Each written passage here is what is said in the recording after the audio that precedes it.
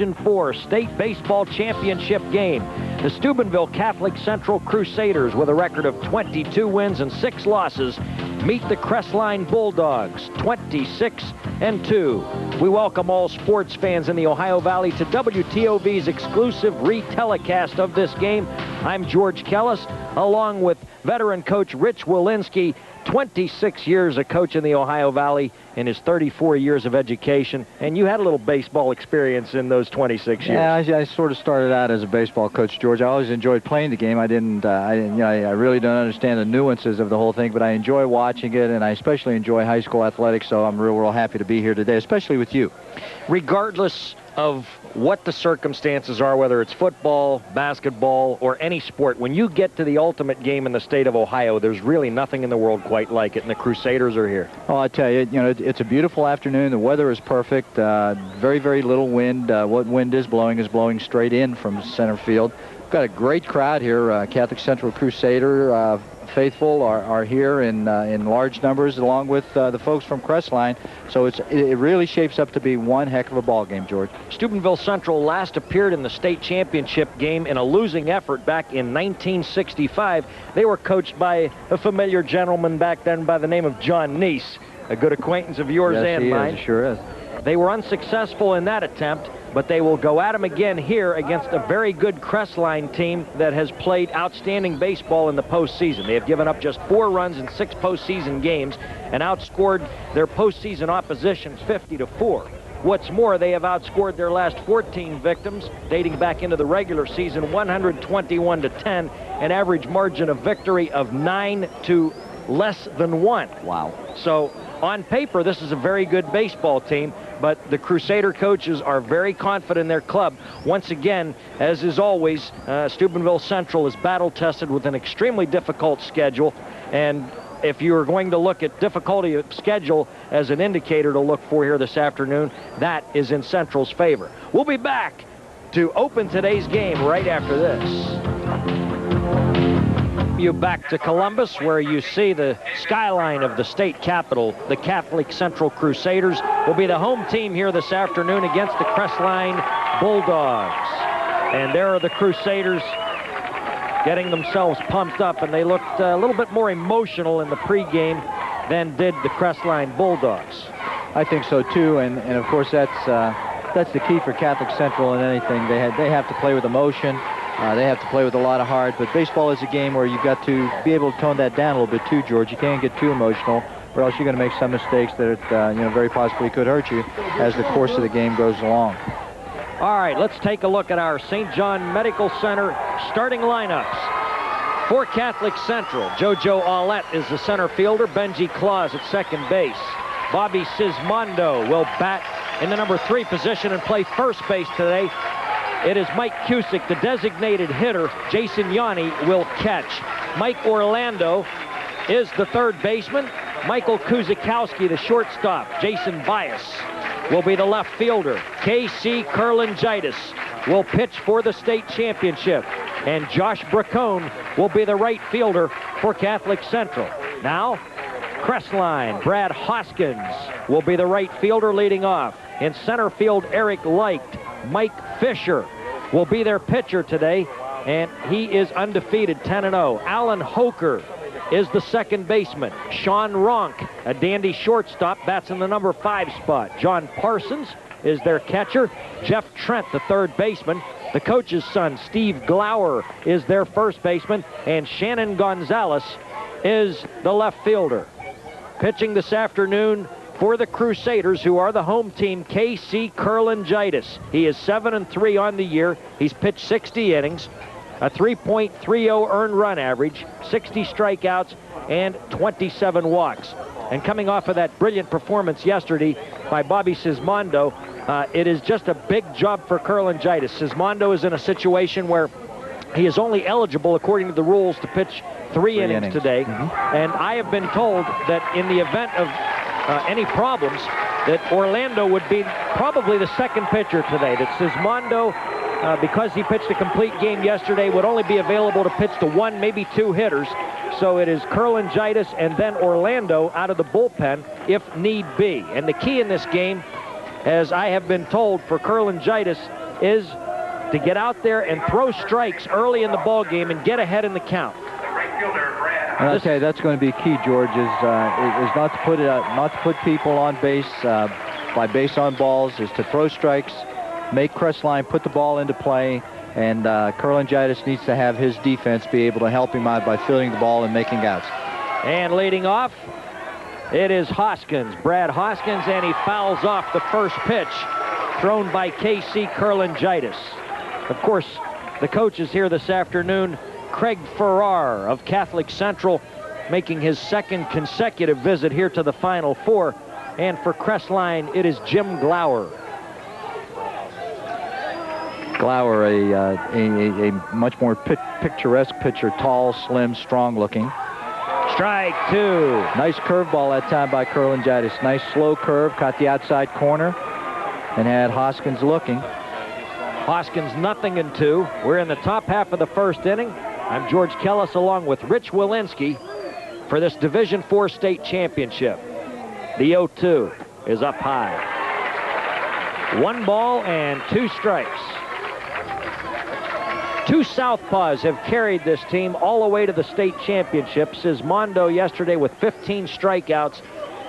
A no-hit performance into the late innings. Foul ball wide of the third baseline by about 6 or 8 feet. Still 1 ball, 2 strikes here to the Crestline leadoff man, Brad Hoskins. Hoskins come around on that and a little too soon and pulled the ball foul down in the third baseline.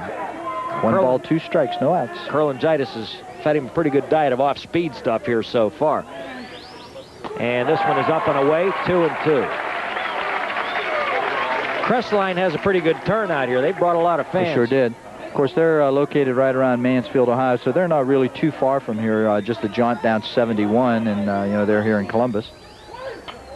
Curveball is popped up third base side, and Michael Orlando makes the catch for the first out of the game. Nice off-speed pitch again that time by Kurlangitis, and Hoskins gets underneath the ball, pops it straight up in the air to Orlando. Orlando doing a good job. Here it is right here. And he threw him the hook up in the strike zone. And again, Michael Orlando, the 3-sport standout. Of course, the quarterback on the state championship football team, as the Crusaders try to turn a very rare feat here today. This is Eric Leicht. He takes a ball outside. Catholic Central is attempting to be the first OVAC team to win a baseball title since Skyview in 1985. Also to become the only OVAC team. Pop straight up in the air. Yanni, 2 down. The only OVAC team from Ohio in the history of our conference to win state titles in 2 major sports in the same school year. So this is a brilliant bunch of athletes that we have had the pleasure of watching. Here's the replay. Again, off speed. Yanni in good shape right here, shading his eyes from the sun, making the catch for the second out. By the position of the sun, Rich, that's a difficult catch. I'll tell you, it sure was. I'll tell you, Yanni did a good job of concentrating, finding the ball real soon and making the catch. Mike Fisher, curveball, and it's strike 1. K.C. Kurlangitis is doing exactly what he needs to do here in the first inning. He's getting his off-speed stuff over the plate. And he's getting ahead of the hitters, which is key, George. Fisher, strike 2. That'll draw some boos from the Crestline fans, but looked like he went around to me. No argument from the batter either. The 0-2 from Kurlangitis is upstairs. It is 1-2. They've got a couple of 350 hitters at the top of their order. And this young man has done a fine job throughout the course of the season also for Crestline. Fly ball to center field. JoJo Aulet back deep and has it near the warning track for the third out. 3 up and 3 down in the first inning for Crestline. It's Crestline, nothing, and the Crusaders coming to bat. Nothing across the board in the top of the first. And the Ohio Valley Hospital scoreboard here on WTOV Crestline. And Catholic Central for the Division IV State Championship. And for Catholic Central in the top, or rather bottom of the first inning, JoJo Aulet, Benji Claus, and Bobby Sismondo. I tell you, think a Division IV playoff wouldn't draw this many people, but I'll tell you, this is a full house. And just an outstanding crowd from both Crestline and Steubenville Catholic Central. There's Mike Fisher, their pitcher, and shortstop when he's not pitching, but big, powerful kid, good fastball, lively arm. 10-0 with a 1.45 earned run average. This team has not been tested lately. They have just blown everyone away, and I think that's the important thing, is that maybe they've gotten a little cocky in dismantling some recent opponents, but they better not be in that mindset against Catholic Central, because the Crusaders are used to playing tough competition. They lost twice to unbeaten Big Red, once to Brook, once to Weir, and once to Buckeye Local. Their only loss to a club even remotely their own size regarding enrollment was an 11-8 setback to Toronto. I tell you, they're used to playing that type of competition, George. It's it's not unusual in any sport that they play, whether it be baseball, basketball, or football. JoJo Aulet. First pitch is a strike. Mike Fisher. And he doesn't waste any time. He comes right back at JoJo, and it's fouled back. And quickly he's ahead. No balls, 2 strikes. We're in the bottom half of the first inning. No score. Crestline on defense. You might get a little confused when you look at the two teams. Ball 1 and 2. Their colors are blue and white, and of course, the royal blue and gold of Steubenville Catholic Central. Crestline also wearing a C on its jersey. Strike 3. Swinging. JoJo Aulet, first man down, and it's Benji Claus coming to the plate. Number 12, the second baseman, Benji Claus. Here's the strikeout pitch right here. Good lively fastball, nothing unusual. And look at that thing. The bottom fell out of that baby. Exactly right. Curveball. This kid's got a good variety of pitches, George. Good lively fastball, good curveball shown right there. And a strike to Benji. Just missed outside. And Fisher wants an explanation from the home plate umpire. 1 ball and 1 strike. He doesn't take a lot of time out there either. He's ready to go. Curveball again. 1 and 2 to Benji Claus. Benji batting .412 for Catholic Central. They're one of their leading hitters. And a good all-around athlete. Excellent wide receiver for the Central football team this year. Just missing again outside. 2 and 2. A little low also and outside, but a good pitch by Fisher. And he's been right around the plate on everything he's thrown so far, even on the balls. Claus, base hit to right. I tell you, Benji stuck with that all the way. It was a curveball. He stuck with it and didn't try to pull the ball, just went with the pitch and lined one between first and second for the first hit of the ball game, and Claus is on first. If the Crusaders can get their 1, 2, 3 hitters on base, they are going to try to run against this team. I'll tell you that right now. Good bat control by Benji Claus that time. Going to right field and on first, and is a threat to run. Has good speed. And this presents a problem as they hold him over there as the left-handed hitter Bobby Sismondo comes to the plate. Benji just leaning a little bit that time. And he is back in safely. Bobby Sismondo, hitting .400 for the season, has driven in 29 runs, is primarily a pull hitter, and they're giving him a big hole on the right side. As, again, they hold Claus over there, so there's plenty of room. As you see the defense on the right side. They're playing him pretty much straight away in the outfield, too. They've got a problem here. They got him. Good move by the pitcher to first. They got Benji leaning. Claus picked off. And just a dandy move over there by Mike Fisher, who almost got him on the previous attempt. And, in fact, picked Benji Claus off on the second try.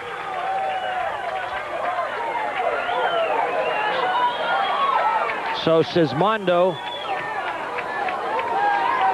will be up there with no one aboard. Hey, we got this? a problem down here with third base coach Teek and somebody in the dugout from Crestline. I don't know exactly what the problem is, but the umpire's talking with the third base coach, and here comes Coach Farrar also. Yep. Something Teek coming out of that Mort, dugout. I tell you, Teek is really upset by what's coming out of Crestline's dugout, and I really don't know what the problem is, but there were some words being exchanged with somebody in that dugout. And we might as well mention that under Coach Craig Farrar, you've got Teek Mort, the third base coach, Mike Florak, the first base coach who played on the 1985 team, which made the semifinals, and the pitching coach is Mike Walkowski. There's the umpire going over, and there's something coming from one of the assistant coaches from Crestline. Well, I understand that it's a state championship, and I understand that emotions get a little heated, but holy mackerel. Well, I tell you, I know Teek very, very well, and he normally is not this volatile. It's got to be something serious that was coming out of that dugout for him to even turn around and say something to the people in the Crestline dugout. Well, we got a dandy atmosphere going now. I tell you, we sure do. I tell you, here's Coach Farrar coming over now. He's getting involved in the discussion. I think it has something to do with Crestline's coach number 11, because he was drawn toward Coach Mort also.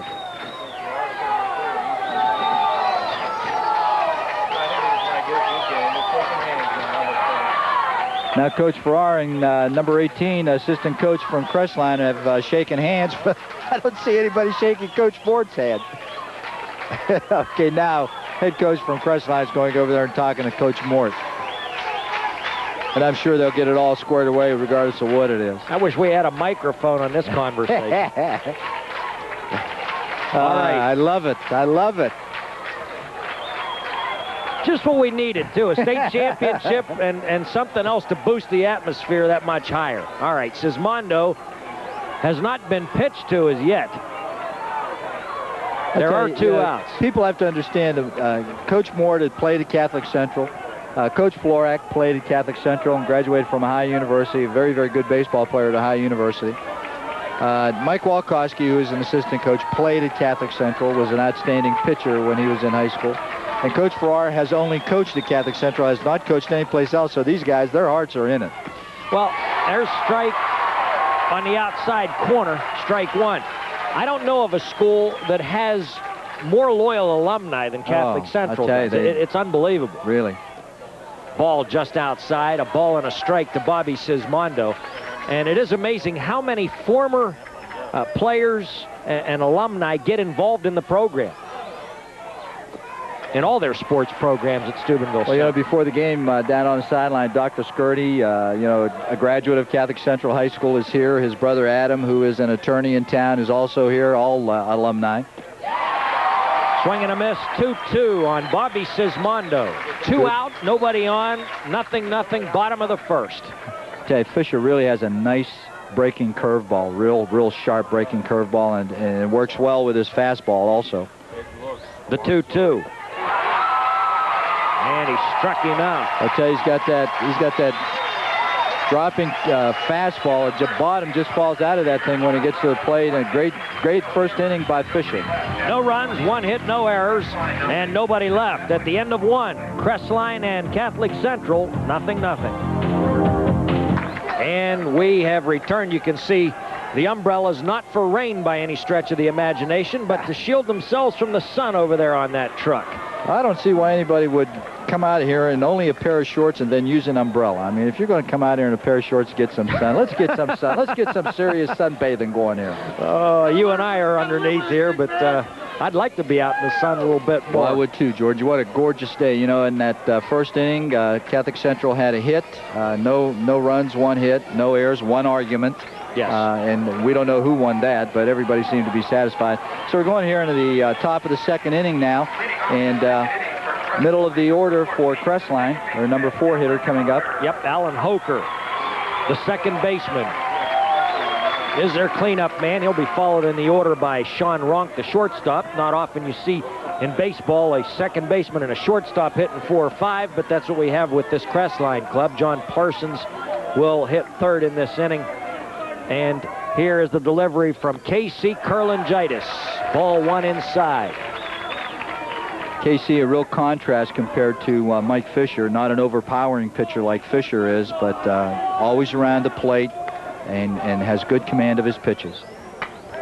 There's a shot. Whoa! Play. Orlando picks it up. Look what I found. Great play by Mike Orlando. Hot shot down to third base line, and a good play right there by Orlando. Was in perfect position to make the play, and then made a good strong throw to first base for the out. And we get to look at the replay here of this Brooks Robinson type of defensive effort, and he was playing in a little bit. Yes, he was, even with the bag. And scooped it up nicely. Sean Ronk, the shortstop, batting now, the leading hitter for Crestline, batting an even 500 on the year so far. And he has been their man offensively all year, driven in 40 runs. Kurlangitis, the pitch is a drive to deep left center field. And it is a home run.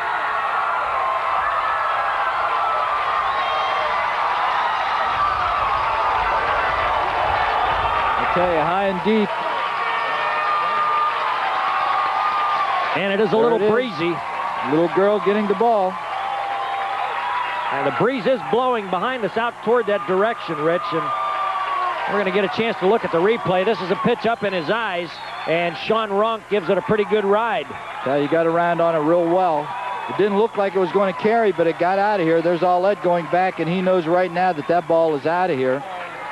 That pitch may have been a little high out of the strike zone. He went up and got it. Yeah.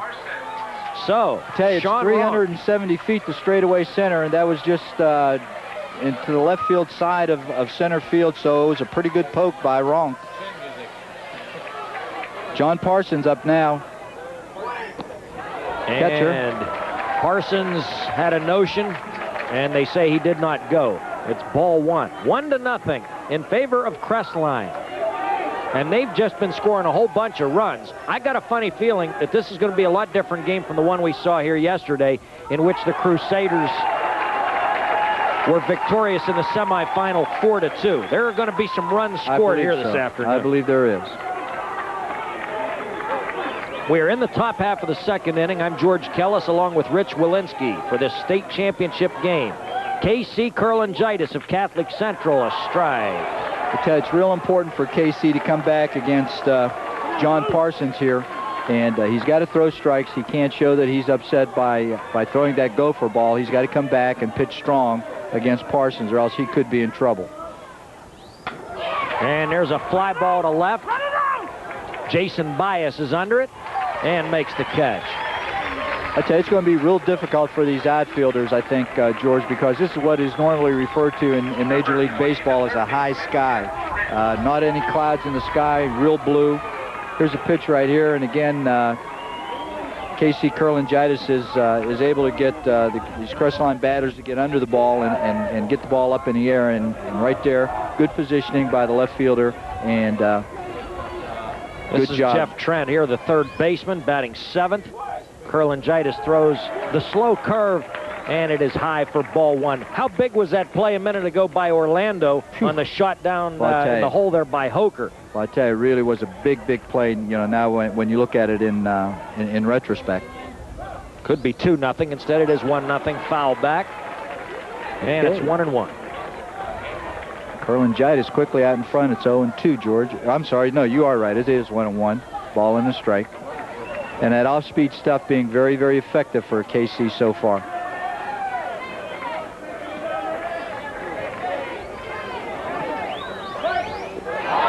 Strike two. Hey, Yanni having a hard time. There's been several balls that have gotten by him so far that have been down in the dirt, and he has been able to handle them, but nothing that has hurt him so far with any base runners. Well, I think it's fair to call Kurlangitis a junk pitcher. He throws a lot of off-speed stuff, and it's a lot of it's designed to fool the batter. Sure. Sometimes it'll fool your own catcher. 1 ball, 2 strikes. And a fastball up in the strike zone. Most everything he has thrown has been from the belt line up. That's right. His fastball especially has been up. He hasn't been able to get that pitch down to where he would like to have it.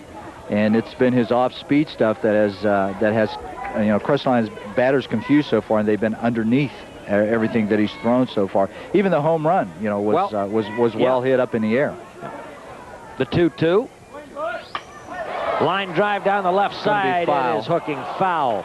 Matter of fact, Rich, of the first 6 batters to face Kurlangitis, there's only been 1 ball hit on the ground. That was the shot that was scooped up by Orlando. Other than that, we have seen 4 fly balls and a home run. Everything up in the air. 1-0 Crestline. Top half of the 2nd inning. Division IV state championship game. Don't rush off. There's going to be a few runs scored in this one, believe me. KC Kurlangitis. I wonder if Crestline has a dress code for their students. This guy's got a beard, and being a principal, I guess you notice things like that.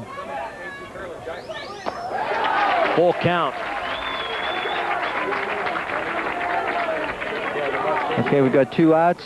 Full count here, 3-2 against their third baseman, big number 20, Jeff Trent. Big, strong-looking boy. What you can't do is walk people in this part of their order. That's right, the lower part of the order. But that's exactly what he did. Well, now they're saying it's a full count. Okay, now it's a full count. Okay, KC, come with something good now. Get it in the strike zone. Let your people help you out.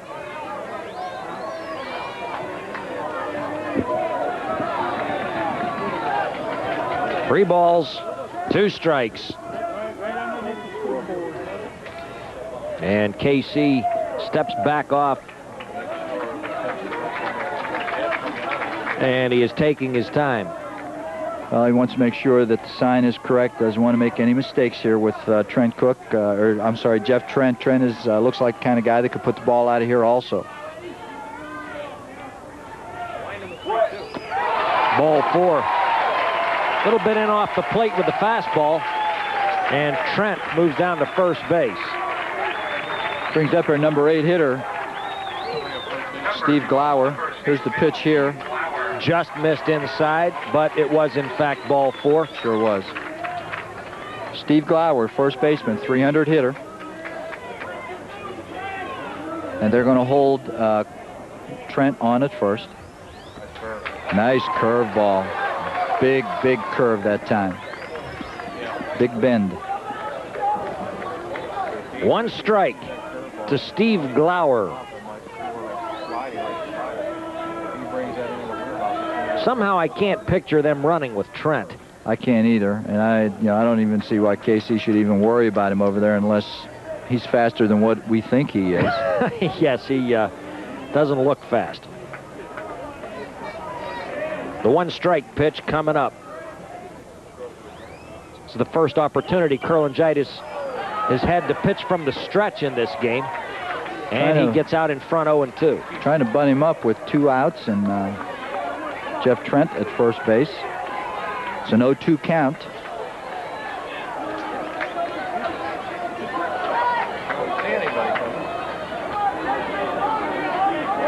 One nothing. Crestline leads Catholic Central. Sean Ronk, a 1-out home run here in the top of the 2nd inning. A ball, high. 1 ball and 2 strikes.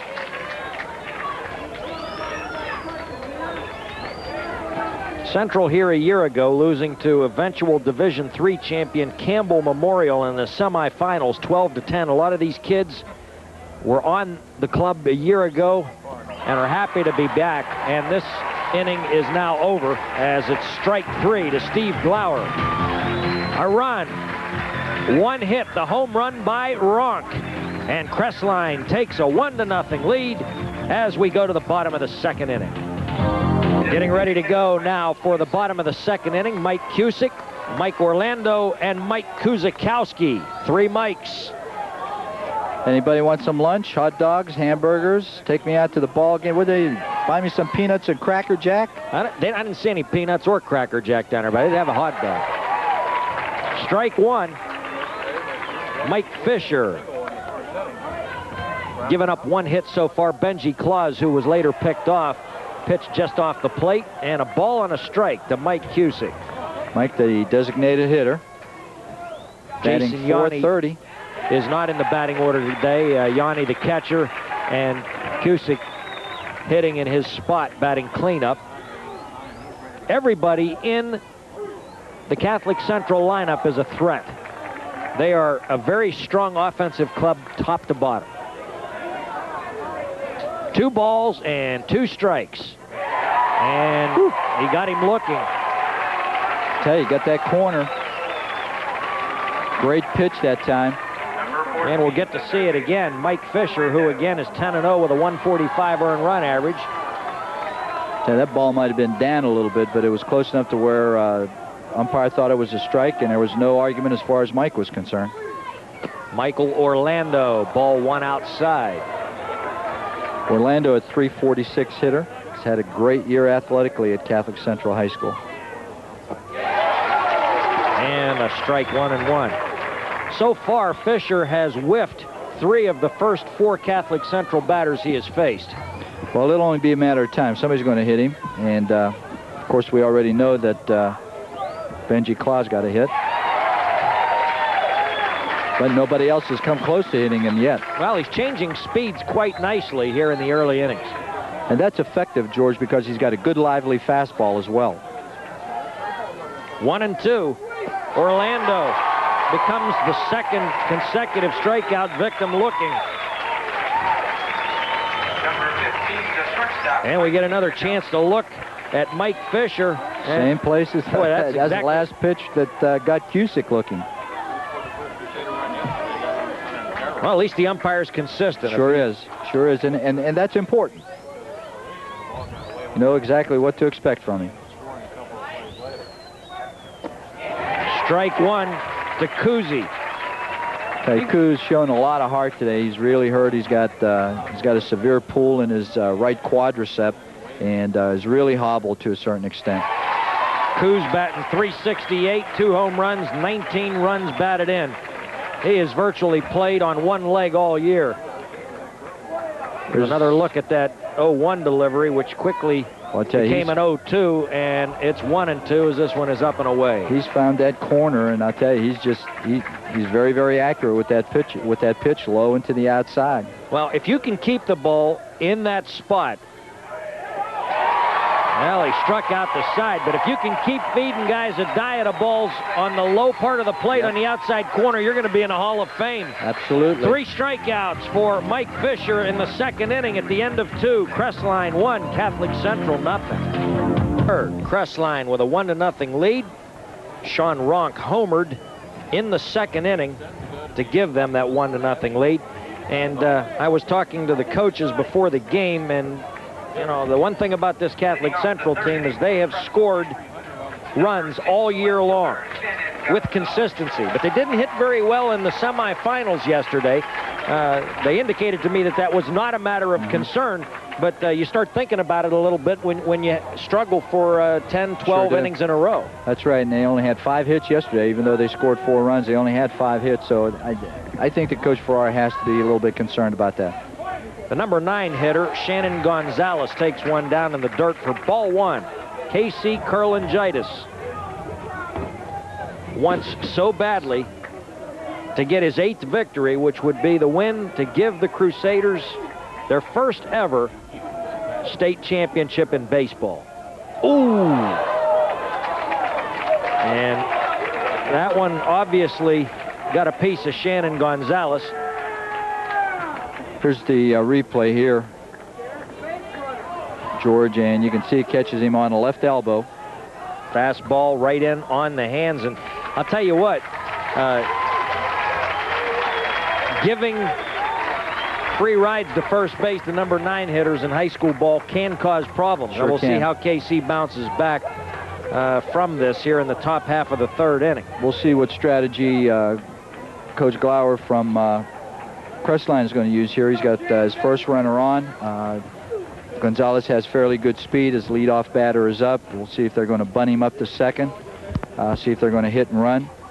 So it'll be interesting to see what strategy Crestline is going to use right here. One thing I don't think I see enough. I mean, in high school ball, you got to run. I believe. I mean, think so. you got to turn them loose and find out what the other team can do to stop you. And I just think you create so many situations. It's a lot different on the major league level where you've got enormously skilled pitchers at holding runners and also catchers who are adept at throwing guys out. But at this level, you get guys on there, man, you got to wing them. Yeah. 1-0 Crestline here in the second. They've got a runner on and nobody out. Coach Farrar was a catcher in high school and through college ball, so he works with Catholic Central's catchers, and he thinks Yanni has a pretty decent arm, so we'll see if they're going to test him here. They get the bunt down nicely with Brad Hoskins, and there is no play. Kurlangitis had trouble fielding the ball, so Crestline's going to have runners at first and second. Nobody out. Well, this opens up a ton of possibilities for Crestline right now.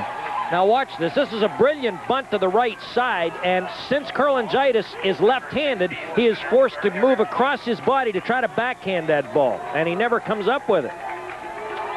Excellent bunt by Brad Hoskins. Well, George, should he have barehanded it? What do you think? I don't know.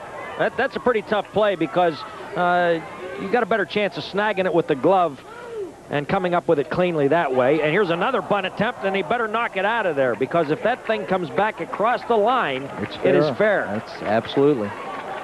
Tell you, Kurlangitis came off the mound showed some pretty nice speed that time coming to his left, or to his right. Do we rule that a hit or an error, do you think, on the I'd rule it an error, George. And we're looking... Well, we were going to have a replay, but we're not. So a hit batsman and an error on the pitcher. You've got some problems here in the top half of the third inning. Oh, wow. Threw it over the second baseman's head, trying to pick him off at second. And now, at the very least, Crestline is going to be looking at first and third, no outs. And the meat of the order is up for Crestline, the second, third, and fourth hitters. Here's the replay. Making a move and overthrows Benji Claus. Casey's got to make sure he doesn't come unraveled pitching-wise, because he's committed 2 errors. That's right. In a hurry. That's right. What we have is a first and third. Eric Leicht. Runners at first and third, and nobody out in the third inning. And Crestline trying to add to a 1-0 lead. Let's see if they send Hoskins from first on this pitch. All kinds of options here. There he goes. And there will be no throw, as that was an off-speed pitch. 1 ball and 1 strike. Runners at second and third. And nobody out. I tell you, KC really has to reach back now and throw strikes and throw his best stuff that he has at Eric Light.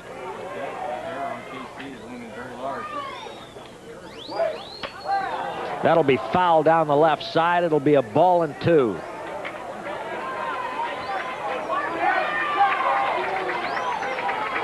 So Eric Light, the number 2 hitter in this Crestline lineup, and you got their 3, 4, 5 guys coming up, and the first time around their 4 or 5 people starched the ball pretty good.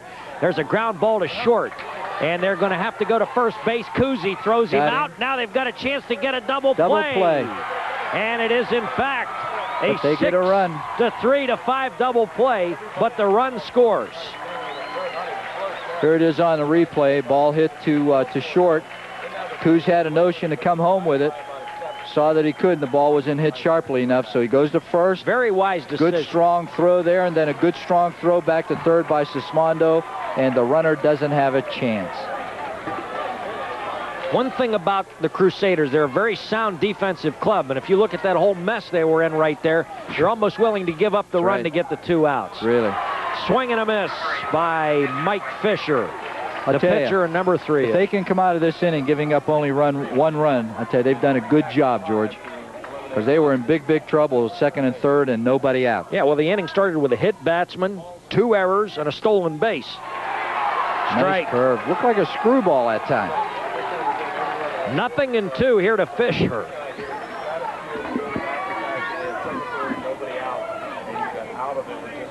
Curlingitis 0-2, and the pitch was up in his eyes. He fouled it back. We got to get out of this inning and then figure out a way to solve Fisher. That's right.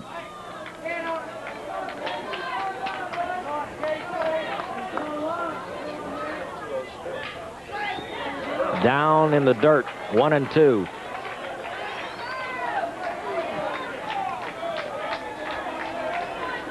Keeping the ball down, but a little too far down because it's just dropping out of the strike zone as it comes to play it on his curveball. Curlingitis, the 1-2. Ground ball to the left side. Orlando bobbles once, fires, safe. Wow. 3 errors in the inning. Ball just perfect bounce ball down here, a high bouncer. Right there, and it took Mike a little just, funny hop there. Right off the edge of the grass, I think. Might have taken a little bad hop, for Mike, but nevertheless, it is an error. And brings up Alan Hoker. Number 14, the second baseman, Alan Hoker. Hoker, his first time up, hit the shot down to Orlando, and Mike grabbed that one and threw him out. So Hoker 0 for 1. And this has been something of an inning of misery for the Crusaders. They are trailing 2-0. We're in the top half of the third. Having a little equipment adjustment here by the catcher, Jason Yanni.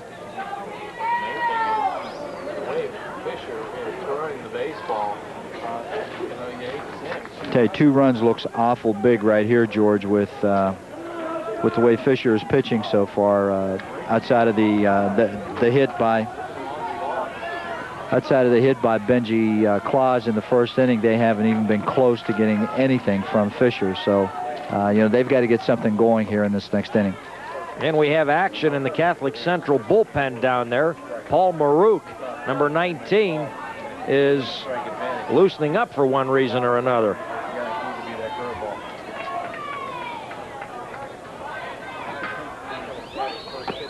Off-speed pitch is high to Alan Hoker. A little high. Fisher at first. 2 men out. Well, that double play looms big now. A couple of big defensive plays have gotten the Crusaders out of trouble, but it has been their defense that's gotten them in hot water as well. A swing and a miss. Nice pitch that time by Curlingitis. Came in low with a curveball in the strike zone. I'll tell you, he's throwing an awful lot of pitches in this inning, and this heat is going to take its toll on him sooner or later. No more activity as they've been seated down in the bullpen. Strike 2, a ball and 2 strikes. I'll tell you, that's been his best pitch so far this afternoon, George. Has been that curveball, that off-speed curveball that he's been throwing. He hasn't been able to get his fastball over, and the one pitch that Ronk hit for the home run, he just hung a curveball and he drove it out of here about 370 feet to left center. Yes, and he's on deck, and you wouldn't want to see him coming with 2 guys on right about now, but you are. There's a base hit into right field. They're going to send the runner to third base. The ball is cut off, and there will be no play. So the base hit by Alan Hoker sends Fisher around to third, and Ronk, who homered his first time up, will have a first and third. There it is right there. Nice curveball low in the strike zone, but I'll tell you, Hoker just stuck with it, kept his head down, and was able to loop the ball into right field for a hit. First and third, 2 outs. And big man, number 6, Sean Ronk, who drove one out of here his first time up. It might be early to say there's a key point in this game, but let me say it. This is a key point in this game. Ball 1 to Ronk.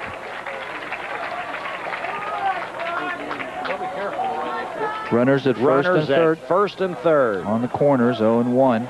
Fisher at third, Hoker at first. 2 men out. Fouled away. It'll be a ball and a strike to Sean Ronk. We're in the top half of the third inning. This is the state championship in Division 4. Crestline and Steubenville Catholic Central. Crestline up 2-0. KC really has to reach back here, George. He really has to reach back and throw strikes here. George Kellas along with Rich Wilinski if you're tuning in late. And it is a ball and a strike to Sean Ronk. Big curve again, off speed.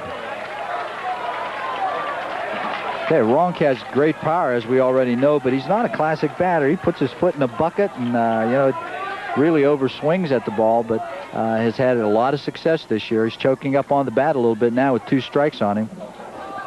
Well, they got a runner hung up between second and first. Now what do you do? Now they come home with it. Got him dead to Yanni's right. got him. Got him, he got him. Woo! So, they get out of that mess. Let's look at the replay again.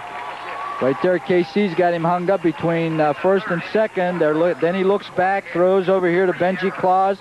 Benji chases the runner back to first, sees the runner from third break. A good, strong throw right here. Not even close. Yep. And I'll tell you, they took the bat out of Ronk's hands right there, which I got to question that move. At the end of 2.5, Crestline 2, Catholic Central nothing. 2-0, Crestline over Catholic Central as the Crusaders get set to bat here in the bottom half of the 3rd inning. And Curlingitis picked off 4 runners in the regional final against Columbiana. So there's no question that he's got that good move to first base. And if you're going to play cat and mouse games with him, you better make the right move at the right time. And they made one move too many there.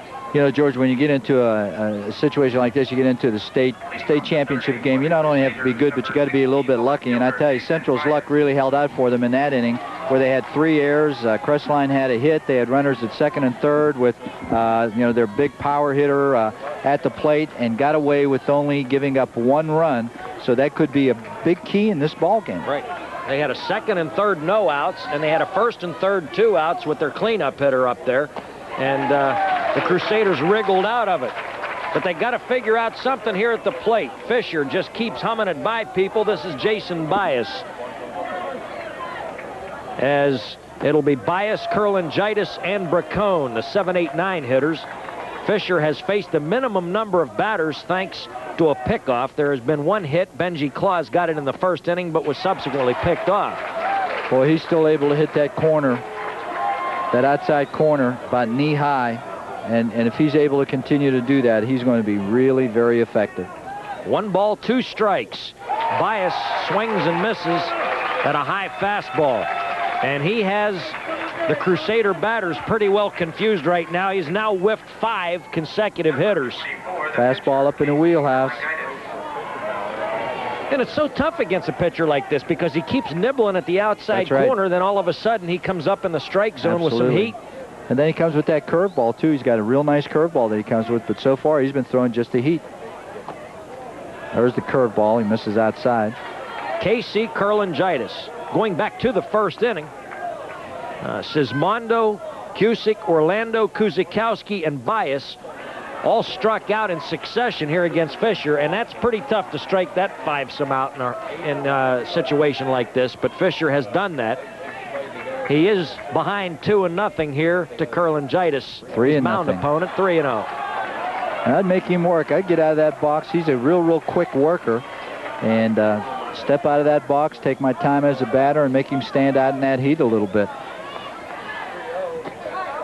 Strike. 3-1. He works about as fast as you can. That's right. I tell you, as soon as the batter steps in, he's ready to go.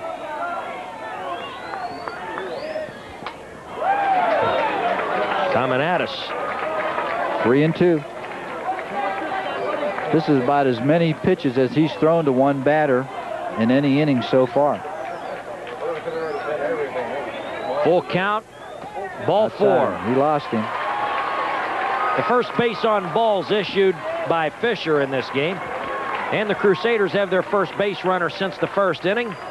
Number 25, the right fielder. And I don't know if that's so good either. That's KC Curlingitis, who's on base. He should be in a dugout resting. He had a long inning, the last inning, and should be out of the heat. But nevertheless, he's on first base. And Josh Bracone is up there.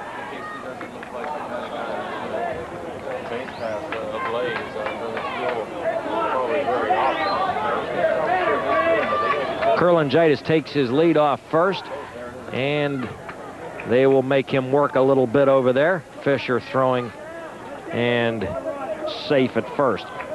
It's 2-0, Crestline. We are in the bottom half of the third inning. Josh Bracone, and look at this. That falls in front of the shortstop. Safe! I tell you, can you believe a bunt like that? They're trying to sacrifice the runner to first to get the ball up in the air the way that they should on a bunt, but it just gets in an area where the shortstop has to play it on a bounce. Here it is right here. Little pop-up right here, but they can't field it cleanly. So Ronk fields it, throws the second, but gets the ball up, and Curlingitis is able to get underneath, and it was a close one. Very the close. Umpire was right there making the call. Very close play. It could be argued either way whether he was safe or out, but that again is what you need, is a little break here or there. And the Crusaders have certainly gotten a couple. As we go to the top of the order, JoJo Aulet. And he's the trigger man in this offense. If they get him on base with his speed, all kinds of things can start happening. There's a ground ball, just foul. Tell you, one out, runners at first and second. Leadoff batter is up. Aulet needs to get a hit here, find a little tweener. Just a little confidence booster. Get this team a run on the board right now would make all the difference in the world. I'll tell you, it sure would.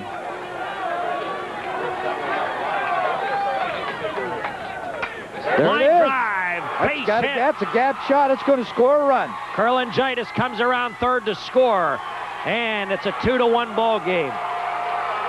Hey, Aulet went the opposite way, stayed with the pitch all the way, did not try to pull it, and it's hit a shot into left center, and Curlingitis steamed around third, came in for the score. It's a 2-1 ball game.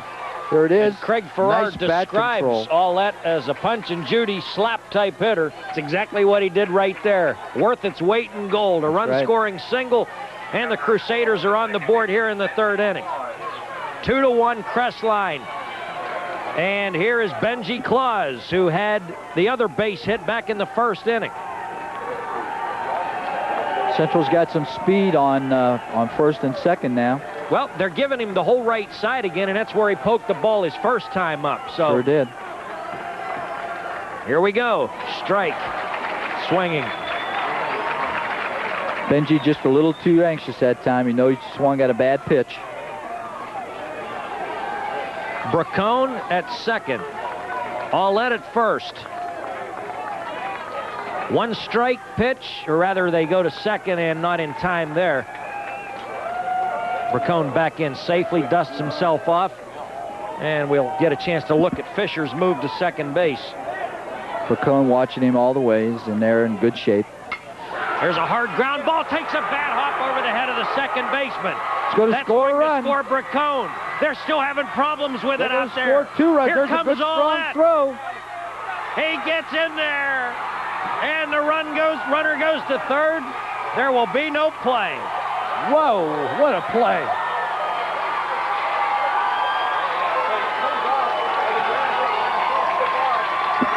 Benji Claus with a bad hop base hit over the second baseman out into no man's land in right center field. And they had some problems converging on the ball out there. Bracone was going to score with no difficulty, but I told you, Aulet has all kinds of speed, scored all the way from first base on the play. Here he comes right here. Here's Aulet steaming around third right here. Mort waving him in. Good strong throw by the center fielder here, but it's off the mark a little bit.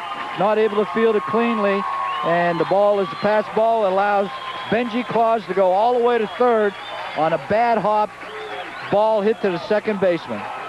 And it was a bad hop coming back into the catcher. Sure so was. There's 2 breaks, and Steubenville Catholic Central has in fact gone ahead 3-2.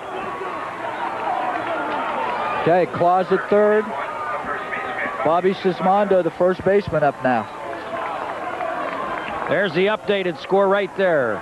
Ohio Valley Hospital scoreboard reads Catholic Central 3, Crestline 2, and we got some other things humming here now with Claus at third and Bobby Sismondo up there. There's a fly ball down the left side. It's probably deep enough if they make the catch, and it is no catch. A foul ball. Good effort that time by the left fielder from Crestline. That's Shannon Gonzalez. But I'm going to tell you something. If he makes a great catch right there, Benji Claus tags up and probably scores. Easily. But it's a strike. I'd say that's a fairly significant run down there. The first thing in this inning, the Crusaders have proved to themselves is that they can hit this guy and hit him hard, which was questionable coming into the third inning. I had a suspicion that they would break out of it any minute. Swing and a miss, 0-2. I'll tell you, Central has had the history this year, George, of being able to produce runs in a lot of different ways, and this inning just shows how they can produce runs. Not overpowering. They haven't really belted the ball, but they've been able to get runners on and bring them around. He gets his bat on the ball, and I think that'll score a run. It Sure will. First baseman gets the out unassisted, but Claus scores. And credit Sismondo with an RBI. Well, I tell you, you're looking back into Crestline's top of the inning, George, when they had their big guy at the plate and attempted to get a batter or a runner hung up and then score. Here's the replay. Just get the bat on the ball there with 2 strikes, and he just did a beautiful job, not only getting the ball in play, but hitting it to the right side. Pop fly, foul territory. That'll end the inning. But what an inning it was for Catholic Central. 4 runs on only 2 hits, 1 error, and nobody left on base. After 3 innings of play, Catholic Central 4, Crestline 2.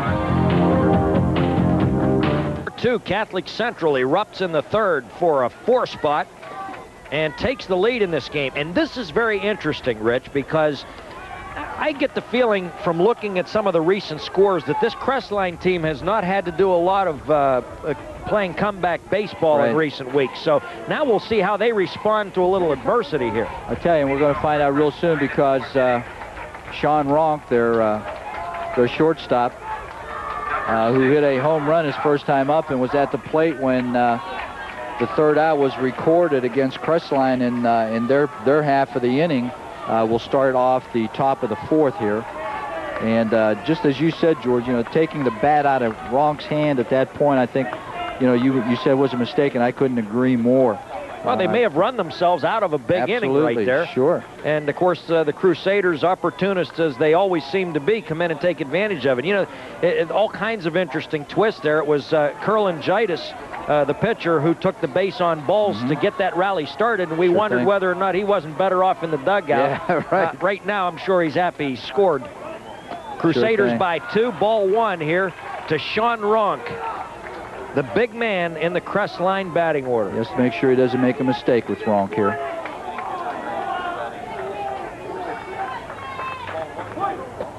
Ball 2.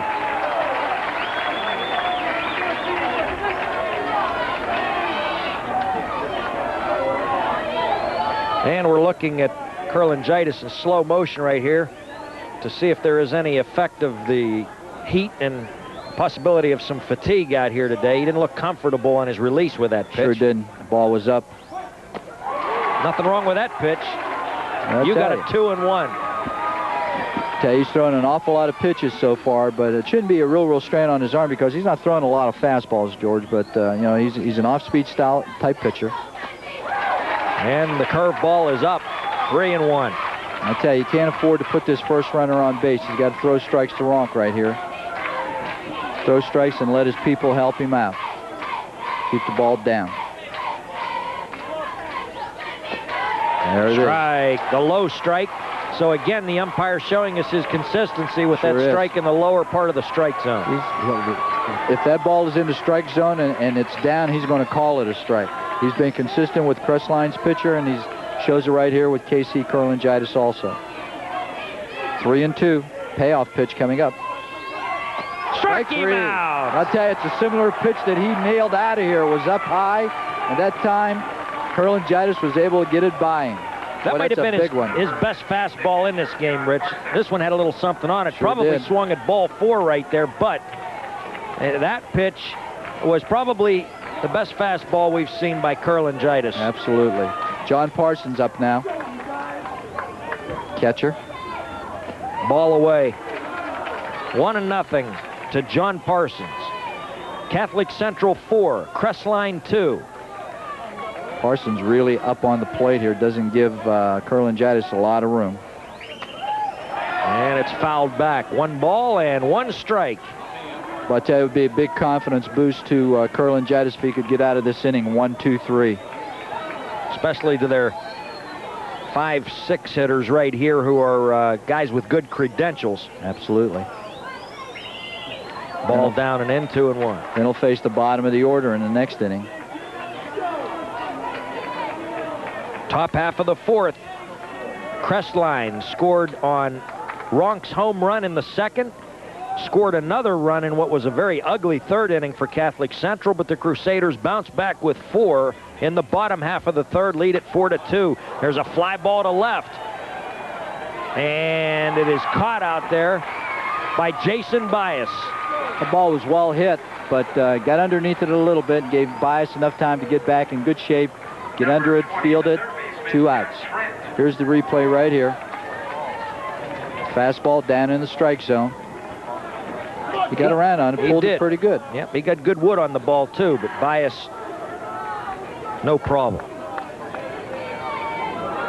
Jeff Trent, the third baseman, walked his first time up.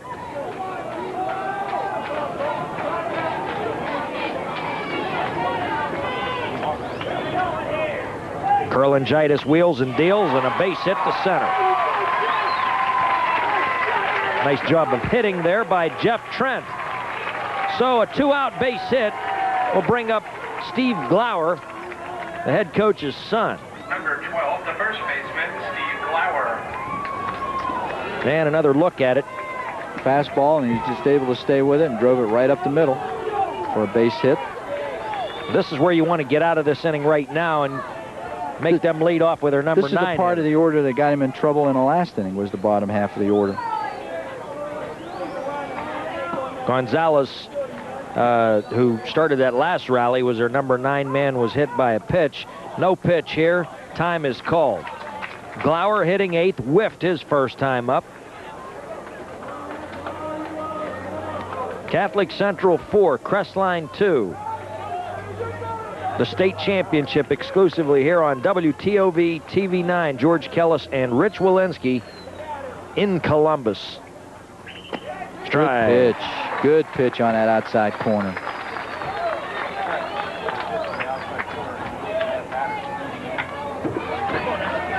It's exactly where Casey's got to keep his pitches down and on the corners. 0-1. Big curveball, a little high. 1 ball and 1 strike.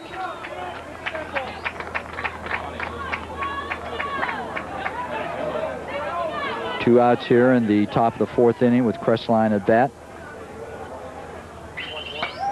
Ground ball sharply to the left side. Nice Cusick hangs with it and got him at second base. Well, I tell you, he really struggled to get there, but he got there in good shape.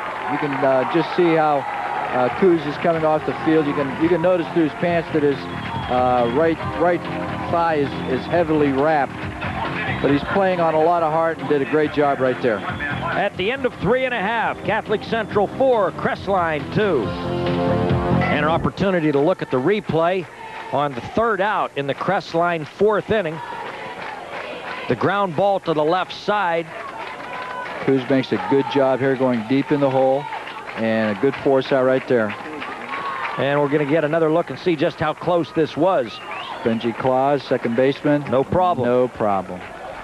We have seen some funny bounces out there. That Sure last have. hop was a little bit of a high bounce as well, and Kuzi hung right in there. Seems as it's coming off the edge of the grass, George. It's really taking some bad hops. We saw one that Mike Orlando had trouble fielding, and then we saw one that bounced over Crestline's second baseman's head that led to 2 big runs for Catholic Central in their half of the last inning. So it seems like there is a little bit of a problem with the field here, especially on the edges of the grass. In the 4th inning, number 14, the third baseman, Michael Orlando. Michael Orlando will lead off the Catholic Central 4th inning. Fisher misses outside with his first pitch. Good eye by Mike Orlando right there. Tried to get him to nibble on it. Ball away. 2-0. Fisher struggling a lot more than he did in the early innings when he had everything his own way. Absolutely. When he had that 2-0 lead, he looked really strong, but Now he's starting to struggle a little bit, maybe trying to pinpoint his pitches a little bit too much. Orlando pops it up left side. Third baseman calling for it, and Trent makes the catch.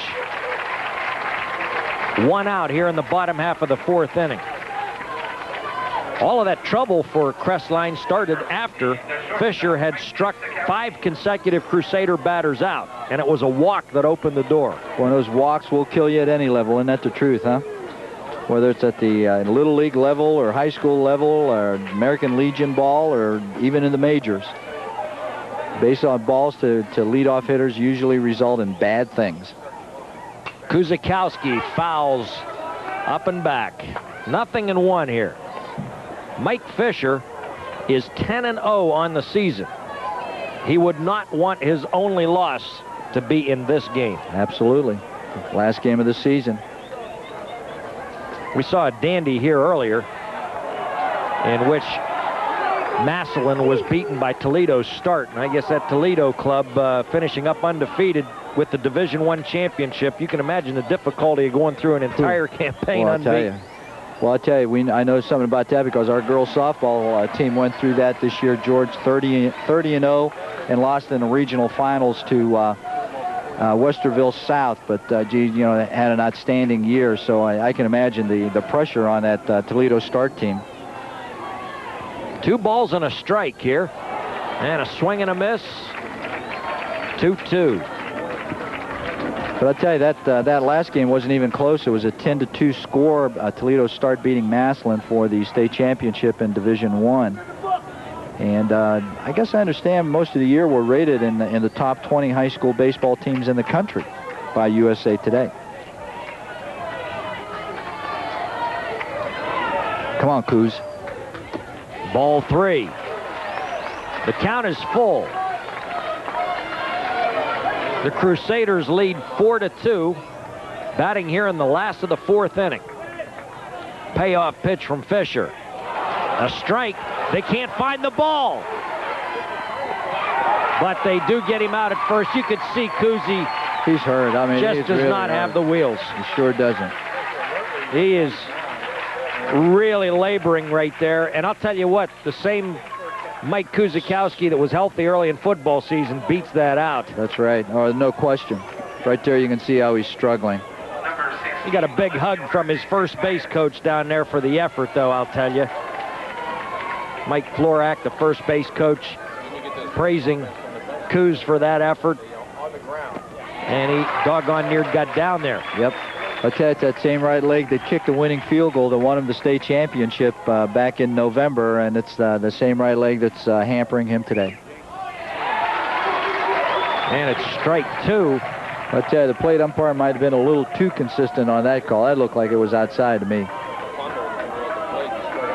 Jason Bias, the batter, he struck out his first time up. And they get him again. 3 up and 3 down in the 4th. We go to the 5th. Your score, Catholic Central 4, Crestline 2. Bulldogs to come from behind. Want to get that rally going. And we're looking at the bleacher bums out there in right field. Check them out. They're over in the girls softball field, which is adjacent to the varsity field here. Now we're going to look at Bob Euchre's seat. There we go. Bob, how are you? They're standing on tires out there. It doesn't get any better than this, huh? 4-2, Catholic Central. You know, one great thing is to get to this and to have good weather and just get the opportunity to go out and enjoy yourself and play the game. You get one of those weekends, which we've had here, where you get rain and lousy weather and all that stuff. Really? It can mess up a good time. That's right. This has been an athletic year that these kids from Catholic Central should cherish for a lifetime. If they should happen to win this game today, I can assure you that they'll all be 40 years old before they fully absorb what they have achieved. Yeah, it'll be history making, and they're going to be part of history. And you know, it's something that they'll be able to remember with great memories for the rest of their lives. They'll pinch hit for Gonzalez. Brendan Wagner will bat here against Kurlangitis. We'll see what Kurlangitis does with the left-hander here, what kind of pitches he's going to give him, see if he gives him that big bender first. Top of the 5th. Catholic Central needs to record 9 more outs for the state championship. Ball away. Fastball low and away. 1-0 here to pinch batter Brandon Wagner of Crestline. Again, if you're tuning in late, it's 4-2 Catholic Central. Crestline from up near Mansfield. They called that a strike. And the Crestline fans don't like it at all. We're going to look at that again. And maybe Casey got a little bit of a break on this one. We'll see. I'd say. Yep. We'll take it. Got a little break right there. Straight up. And right side, shielding his eyes, Benji Claus makes the catch. Okay, Coach Farrar is real high on Benji Claus. He says that Benji is not only an outstanding second baseman, but he's the kind of a kid that thinks that he can field anything. He says he's got great range, and it shows right here. He's able to get back on this. Ball seems to have him fooled there for a minute. He's going the wrong way, but gets back here in good shape, shields his eyes against the sun, and cradles the ball for the first out. Let's remember something, too. And I don't have this in front of me, but I believe Benji's a sophomore. I think he's a junior.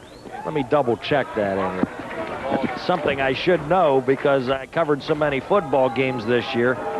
But, yeah, Benji, he is a 10th grader. He's a sophomore, and he's got an opportunity to be a hero and a star on 2 championship teams in 1 year. Are you kidding me? 15 years old, ground ball to short. Kuzikowski to Sismondo, 2 down. Boy, Skoo's got an arm or what? I'll tell you, he's got a gun from shortstop to first base, and usually throws strikes right over there. Watch this play right here, George. And this ball bounces up cleanly to him right here. That's the key in the play right there. He plays the ball real well, stays down on it, and watch this throw. Wham! I mean, that ball is over there in a hurry. He's a good athlete. Eric Light, their number 2 batter, was involved in that zany double play that took them out of a scoring opportunity when they had the 2nd and 3rd back in the 3rd inning, and popped up to the catcher in the 1st inning. Jason Yanni pulling that one down. And the pitch is low for ball 1. 2 out, top half of the 5th inning. Kurlangitis deals to Eric Light. Strike on the outside corner. Well, I tell you, that was a good pitch, too. I tell you, they might want to complain about it, but that was a good pitch. And the Crestline fans are getting just a little bit perturbed. We're going to get another look at it here. It's hard to say from there, but I'll tell you, Yanni didn't have to move his glove very far. Ball 2-1. Curveball hung a little bit right there. When I tell you, KC wants to be real careful with that curveball, not to hang it with too many of these guys in the middle of Crestline's order. And it's there again on the outside part of the plate. 2 balls and 2 strikes. Okay, that's where Yanni's setting up every time, is on that outside corner, and KC is throwing strikes right to him. They're playing pitch and catch. Yep, this guy is definitely a pitcher's umpire. Setting outside again. Foul ball just got a piece of it. Still 2-2. 2 down, 4-2 in favor of Catholic Central. And we're in the top half of the 5th inning. George Kellas and Rich Wilinski on WTOV TV 9.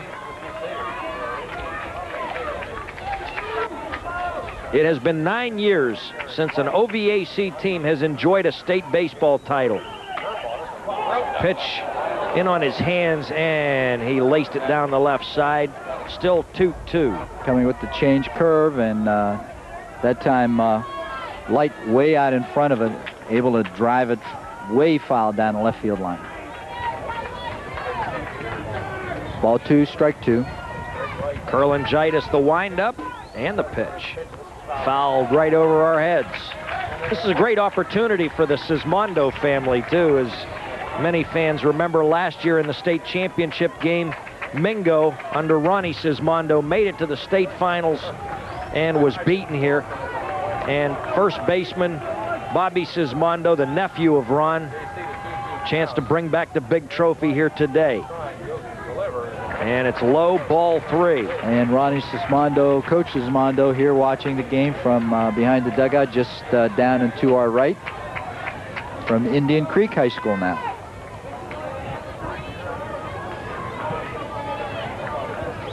And the payoff pitch. Fouled back and out of play. Ted, this is a real battle between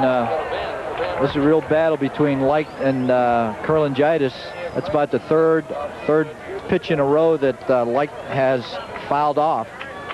Well, you've got their 3, 4, 5 people coming up, so either you're going to face them now with men on base or face them later. We're in the 5th. 2 down. Big pitch right here. Fouled again. Credit Light for hanging in there on a variety of locations in which Kurlangitis has placed the ball here. That one was up and in on his hands, and he was able to foul it off. It's breezy and the wind blowing out.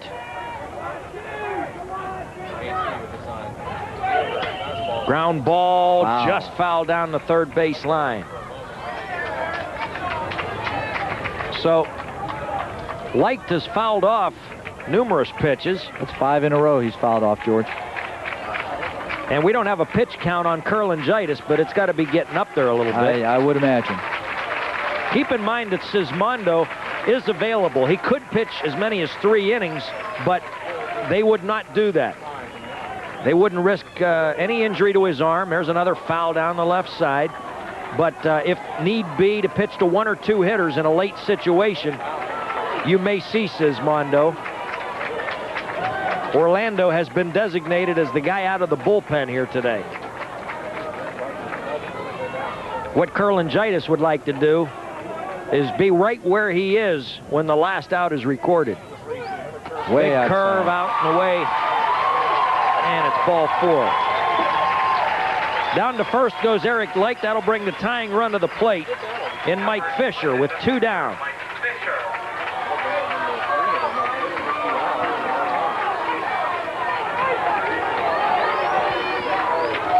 Fisher has hit 8 home runs on the year, so he is a threat to take you out of the park. Tell you, KC has to be very, very careful here. Throw strikes and keep the ball down. Kurlangitis, ball 1. Outside. Steubenville Catholic Central 4, Crestline 2. We are in the top half of the 5th inning. This is Crestline's Mike Fisher batting with a man on. And there's a line drive up the middle. They got a glove on it. Oh, what a good base. play. I'll tell you. And they're lucky that KC Kurlangitis did get a glove on that. It was able to slow it down to where Benji Claus was able to field it behind second and get the force out. Here it is right here. A shot right up the middle. And just gloved by Kurlangitis, which knocked the ball down enough for Claus to smother it behind the bag and make the play. Wow. At the end of 4.5, Catholic Central 4, Crestline 2. And we're back. The WTOV scoreboard. What do you got there, Rich? What do you show me that? Okay, what this is the American Cancer Society's Cramming and Slamming 3-on-3 tournament. That's going to be held a week from today, as a matter of fact, at the Fort Steuben Mall. We're going to have 20 courts set up, and we just want people out there to know that we're still accepting registrations for that. It's $72 per 4-man teams, and we'd like to see an awful lot of people come out supporting the Cancer Society. All proceeds go to cancer research, education, and patient service. So we'd sure like to see more people involved in our tournament, and like to see you come out and play for a lot of prizes. For out there, guarantee everybody at least 3 games. So come on out and join us next Saturday. That's June 11th at Fort Steuben Mall. Tip-off at 9 a.m. Tip-off. It's Kurlangitis, Bracone, and Aulet for the Catholic Central Crusaders here in the bottom half of the 5th inning. If you're tuning in late, Crestline took a 1-0 lead in the 2nd on a home run by Sean Ronk. They went up 2-0 in the 3rd after a hit batsman was moved around to 3rd base and scored on a double play. And then the Crusaders, with Kurlangitis starting the rally with a base on balls in the 3rd, scored 4 times to lead it here 4-2. Whew. And there is no question that going both ways, this home plate umpire has been enormously generous. Yeah, I would say so. That may have been a makeup right there. Foul away, 0-2 on KC Curlingitis. I'll tell you, outside of that crazy third, what was it, third inning? Yes. This Crazy has been third really innings for both teams. Yeah, really, both sides. This has been really a well-played game by both teams. Strike 3 as Curlingitis took the third strike looking. And we'll see Fisher again. This is where he was so successful early in the game. Well, that was close, but again, the home plate umpire being generously consistent with a called third strike, and Josh Bracone steps in. Low. Gave him a bunt look briefly, and it's 1-0. Okay, that pulled in third baseman for Crestline, Jeff Trent, to the edge of the grass. That's a strike on the outside part of the plate. Okay, Fisher is really a nice pitcher. Has a nice variety of pitches. Has good location. 1-1, and the off-speed pitch is upstairs. 2 balls and 1 strike. Craig Farrar told me they wanted to test the third baseman, who is Jeff Trent. Trent, kind of a big fella, and they wanted to make him field some balls, maybe put him in some bunt situations, but the way Fisher pitches away so much, it's difficult to get the ball down in that direction. But you can get a base on balls every once in a while, and that's just what Bracone did there. Last time up, Aulet had the big hit. Good solid single to left center. Scored a run. JoJo Aulet. Time called by the home plate umpire. Now we're ready to go. Aulet looking down third at Coach Mort for the sign.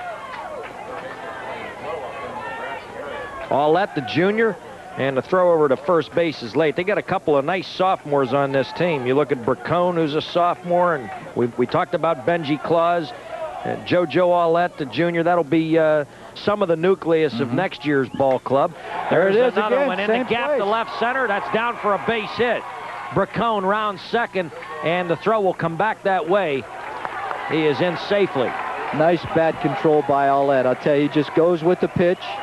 Doesn't try to overswing at the ball. Just has good bat control. Keeps his eye on it. Here it is right here. Very similar to the way it was the last time. Right over the shortstop head in the left center field for a hit. Hit them where they ain't. Absolutely. And just like you mentioned last time, George, that he was described by Coach Farrar as a punch and Judy hitter. Claus swings and misses. Claus has been a major force in this game. He singled in the first and was picked off. But then it was his shot in the third inning which created all kind of havoc. A base hit, bad hopping over the second baseman, and then they threw the ball around behind the plate, and 2 runs scored. There's a grounder up the middle, and it's near the bag. They can't make the play. And another perfectly placed ball by a Catholic Central hitter. Tell you, bases loaded. Central's got something going here again.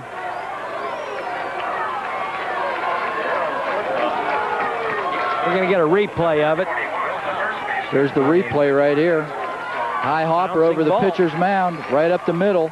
This almost hits the bag right there, and I think that's what Ronk can't handle it. Went right through his legs, yeah. John, in.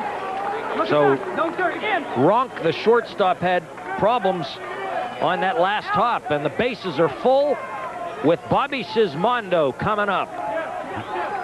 1 out, bases you loaded. saw at second base. That's Benji Claus at first, and Josh Bracone at third. Fisher in a heap of trouble, down 4-2. Pitching from the windup, a strike to Sismondo on the outside corner.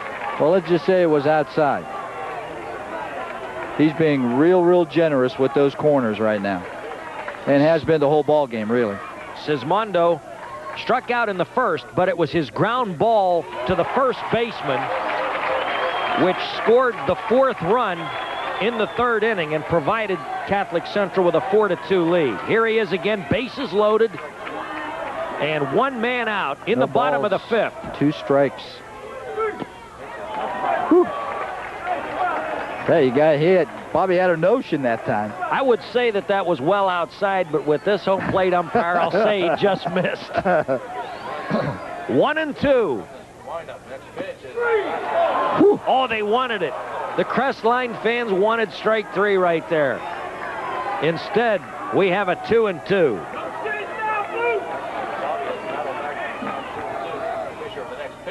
There's no way there. 3-2, bases loaded. There's no place to put him. Catholic Central with an opportunity to really stick a pitchfork in here. They lead 4-2, bases loaded, 1 out. The windup, the payoff pitch, and it's a fly ball, shallow left field. They got the runner tagging. Bracone tags. Here he comes, and the ball is cut off, safe.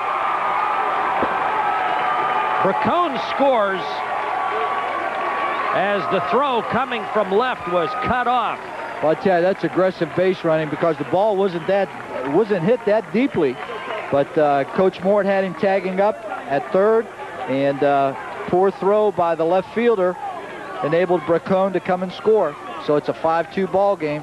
Here it is right here. He's seeing it's a fly ball. He's listening to Coach Mort now. Remember, they batted for Gonzalez in that last inning, did Crestline, so they've got a different left fielder out there. And there's the throw, and it's way late. It took 2 throws to make it that close, which it wasn't really. So it's 5-2. 5-2 on your Ohio Valley Hospital scoreboard in favor of the Catholic Central Crusaders. Keeping in mind, we have runners at 1st and 2nd and 2 out now. Mike Cusick, the DH, will bat, and an opportunity here to add to that 3-run lead. Throw to 2nd is close, but not in time. I'll tell you, it's unusual the way that the Crestview plays defense with the runner on 2nd, a second baseman almost holding him on. Strike. 0-1 to Mike Cusick.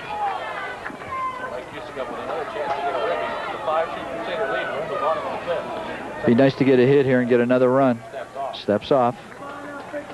I sensed it again that Catholic Central's difficult schedule serves them well in situations like this, Rich. Absolutely. They play a lot of Division II sized, Division III sized schools, whereas Crestline, despite their 26-2 record, to their credit, they've had an outstanding season, but their opposition has come primarily from Division III and IV opponents. And one other observation I want to make a little later, too. Oh, they called him out. Oh, my. That one I would like to see. We're going to show it to us again. The throw to second base, and they called all that out on that play. I don't even think he tagged it. Okay. At the end of 5, Catholic Central 5, Crestline 2. We'll be right back. Going to get another chance to look at that. Fisher will wheel and throw the ball here to the second baseman. And, I don't know. I don't think so. JoJo Aulet with a couple of close chances to get him there, but I'm not so sure they got him, but out's the call. So let's move on here to the 6th inning. The key issue at hand now is to get 6 more outs and get out of here with the big trophy. That's right, and number 14 is going to lead it off. That's the middle of the order. Number 4, 5, and 6 hitters will be up here. Alan Hoker, Sean Ronk, and John Parsons. Alan Hoker, the cleanup man, hit a shot toward third baseman Mike Orlando, and Orlando made a nice play on him in the 2nd inning. Then he singled in the 3rd. We are in the 6th. 5-2 Catholic Central. Kurlangitis, the windup and the delivery, and this will be foul down the left side. 0-1. We wondered whether they'd pack this place. They have. They have. An enormous crowd for the Division I championship game here earlier. This facility doesn't seat a whole heck of a lot of people, but you couldn't get anyone else in here right now unless you used a plunger. Ooh. Swing and a miss, strike 2. Big off-speed change curve. Had Hoker way out in front of the pitch. I couldn't have described that pitch any better. A big off-speed change curve. That's exactly what it was. Carlingitis has his man in the hole 0-2. The deal to Hoker fouled back. Still 0-2. That pitch may have been up out of the strike zone, too, but he had Hoker biting on it. Well, this cat back here calling balls and strikes, I wouldn't be taking anything close. If you can hit it with a base fiddle or a bed slat, you better get after it. Amen. Popped up. It will be playable. Sismondo and Yanni, and they collide. I believe they will be all right. But that was a difficult situation in which that ball was equally difficult, an equally difficult play for both the catcher, Yanni, and the first baseman, Sismondo. Yanni found it right away, right as it came off the bat, and he's got a shot at it here, but just cannot reach it. Sismondo coming from the opposite direction. Unfortunately, in this, George, nobody got hurt. It could have been a real collision where somebody could have come away with that with an injury. Absolutely. You're running at full speed like that. Yanni is with his head looking skyward. You don't know how close to the dugout or the fence area you are either. That's where you have to count on the people in the dugout to let you know if you have room or not. And fortunately, with these dugouts, they're at ground level, so it's no big problem. Upstairs to Hoker, 1-2.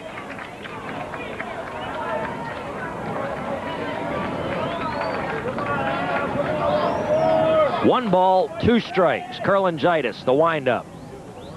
Hey, struck him out. It's that big change curve again. I'll tell you, really had him off balance here. Watch him. Right there. Good his pitch back that foot, time. He almost screwed that back foot completely into the ground. Absolutely. Good pitch that time by KC Carlingitis. You got to give Carlingitis a world of credit. He had some problems early in this game, but has battled and battled throughout. And here he is with a 5-2 lead in the 6th inning. And I think that's the key word, George. He has battled. I'll tell you, in that 3rd inning, it was just so bad.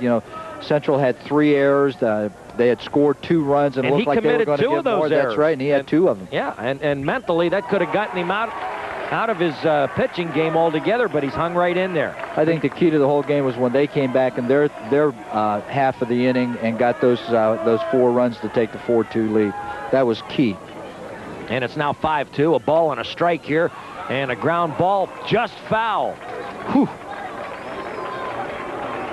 Ronk, who provided Crestline with a go-ahead run early in this game, on a home run to deep left center field off Carlingitis, is a ball and 2 strikes here with 1 out in the top half of the 6th inning.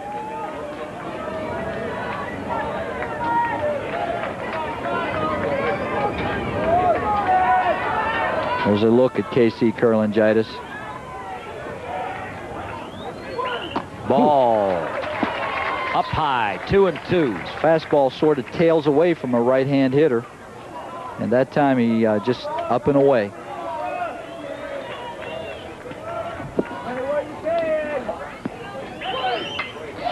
Hard ground ball through the middle, a base hit. And I'll tell you, if Cusick has 2 good wheels, I think he fields that ball, because he was close to it as it was, even with a bad leg.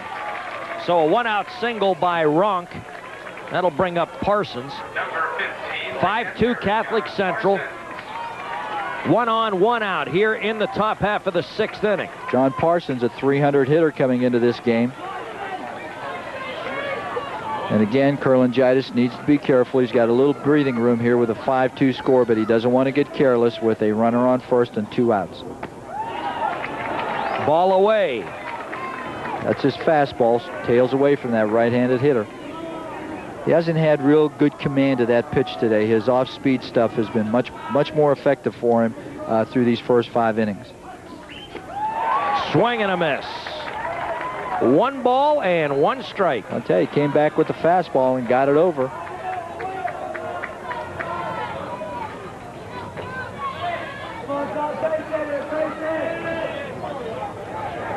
John Parsons, the catcher. That's going to be dumped into right field. To right field, it's down for a base hit. And the throw coming back is taken by Cusick. And here is Crestline now with runners at first and second And one man out in the 6th inning, making some noise. Big Jeff Trent, their third baseman, coming up, hit a shot up the middle his last time up. There it is right here. Parsons stays with this pitch.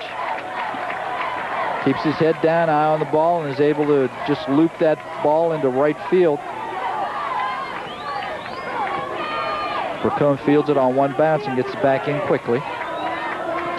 Ronk at second, Parsons at first, Jeff Trent, the big third baseman.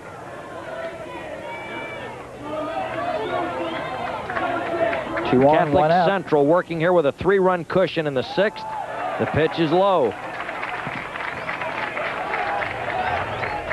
1-0.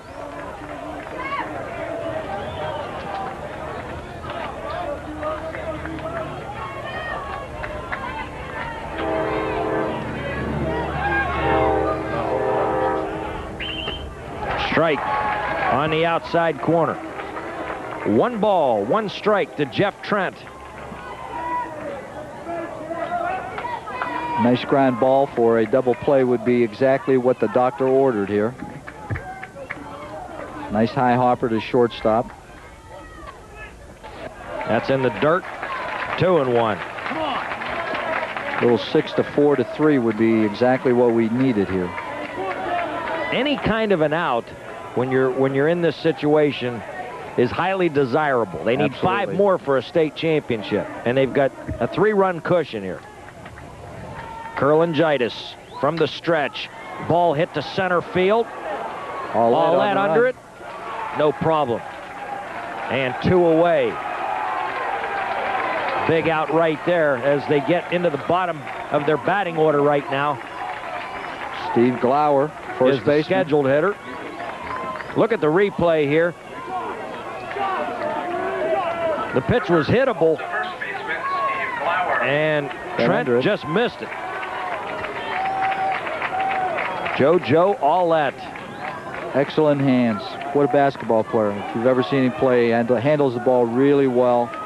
Good shooter, good passer. It's fascinating how many two-sport athletes we have on this Catholic Central team. Ones that either played basketball and baseball, or that played football and baseball. Well, you got a lot of 3-sport performers here, too. Sure, Mike Orlando.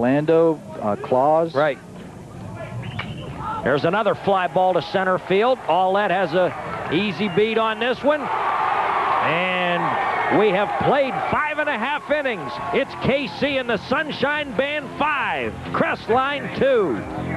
Take me out to the ball game here as you see a loyal Crusader fan holding up the Crusader crush towel, and they lead it 5-2 as we get set for the bottom half of the 6th inning.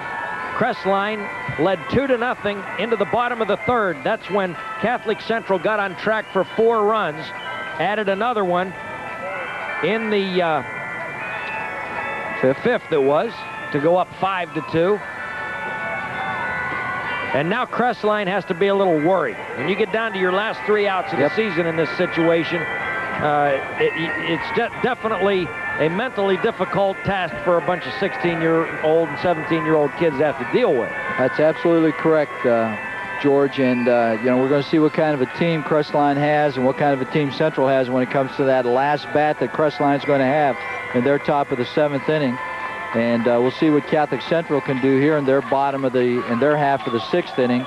It would be nice to add another run or two to give KC an even bigger cushion than he has already with that 3-run lead. The 6th inning for the Crusaders, number 20, the designated hitter, Mike Cusick, who was batting when we had the pickoff play on Aulet in the 5th, will lead off again here in the 6th inning.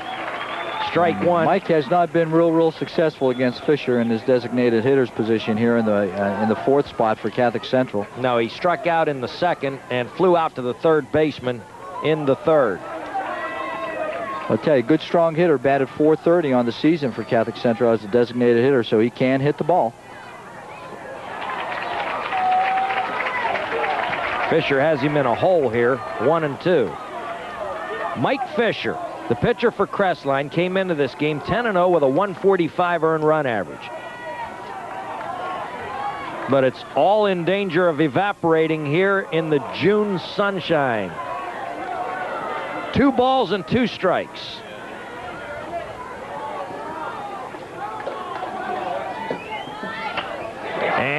it's a little quail fair ball down the left side.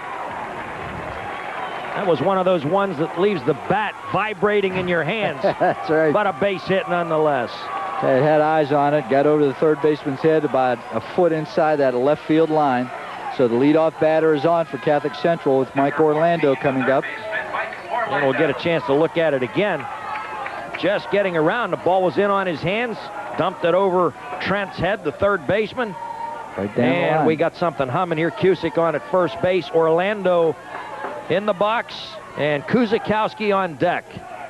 I do like Fisher's moves to all bases. I'll tell you, he's had 2 pickoffs today. One on Benji Claus in the first inning, and then one on Aulet in the last inning, in the 5th inning. He's got a good move. Well, any hopes that the Crusaders had of running all over the field today have been neutralized by that good move, a strike. Sure has. Neither team has had any success running or trying to run even. Right, as both pitchers have shown excellent moves. 0-1 to Orlando. They come back inside this time with a fastball, and it's in off the plate. 1-1.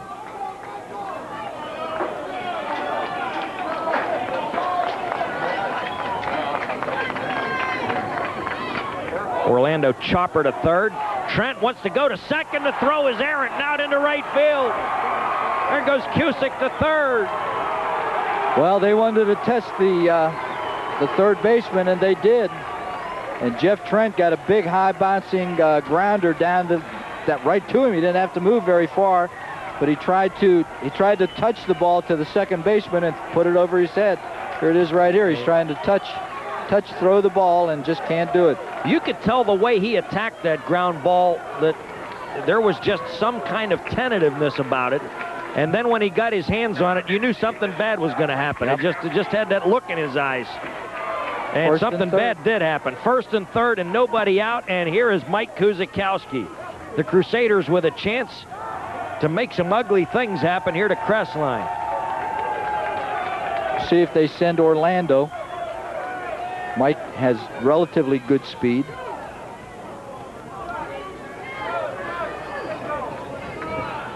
Cusick on third. The throw back in to third base. Cusick is safe.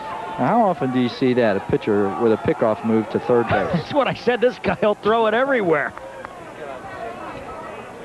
5-2 Catholic Central. Trying to add to it with runners at 1st and 3rd and no outs in the 6th. A pitch out, and they had Cusick. Something was on there, no question about it, as Cusick broke from third base, but had plenty of time to recover and get back in safely. So Central has definitely got the Crestline defenders on their toes, expecting something odd to happen here. I tell you, here's the whole signal coming from Coach Mort, plus a signal coming from first base coach Mike Florak. Signals all over the place. Nothing on here. A swing and a miss. 1-1.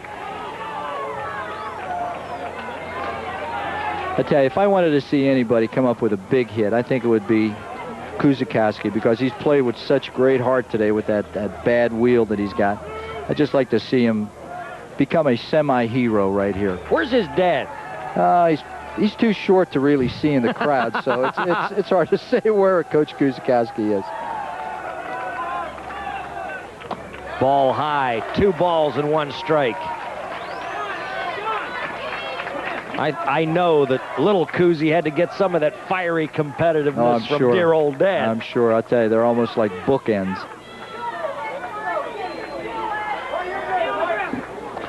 Runners at 1st and 3rd as we get a good look at him from that angle.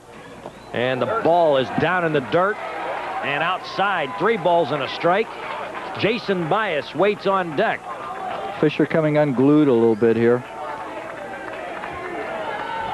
Really has pitched a strong game. Errors in the field have hurt him. Key hits in situations, hits in key situations have really hurt him, by Aulet especially. And almost hit him. 4 almost hit him in the bill of the cap, but the bases are loaded with nobody out. And see if Jason they run Bias, for him. They are going to put in a courtesy runner, I think, for Cusickowski. Get another look at that pitch. I think Cusi thought this was a curveball. It was about to break, and it didn't. It was a running fastball up and in. Jason Bias, bases loaded, nobody out. And number 19 comes in to run for Cusick. How would you describe the probable feeling that Craig Farrar is feeling right now, knowing what he knows this close to a state championship? Well, I think everybody is trying to keep him in control, trying to keep his head into the game, and Craig has been around long enough to know that, you know, the game's not over until the last out has been completed. So he's going to try to keep his cool in there, and I'm sure inside he's churning, and he's having a great deal of difficulty maintaining, you know, his composure. Fisher with a windup, and this one handcuffs the catcher. Ball one. That was a great play by number 15, John Parsons, that time, getting in front of that ball and preventing it from going all the way to the backstop for a wild pitch. The Crestline fans are quiet, and you can see the air coming out of the balloon here. That's a strike on the outside corner. 1 ball and 1 strike to Jason Bias.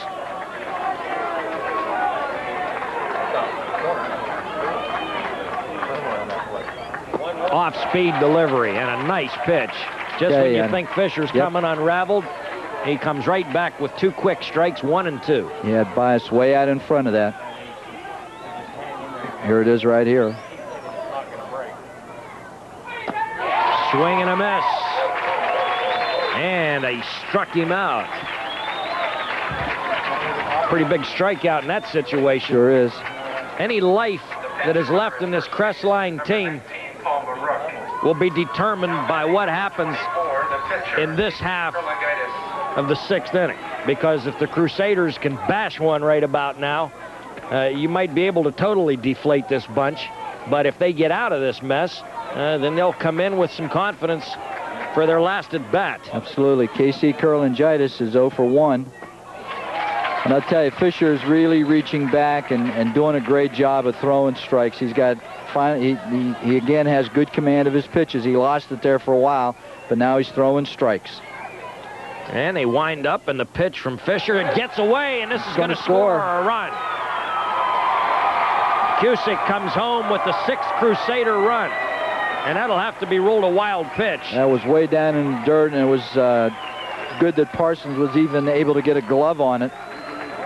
Well, I got a funny feeling that the catcher here and the pitcher were crossed up.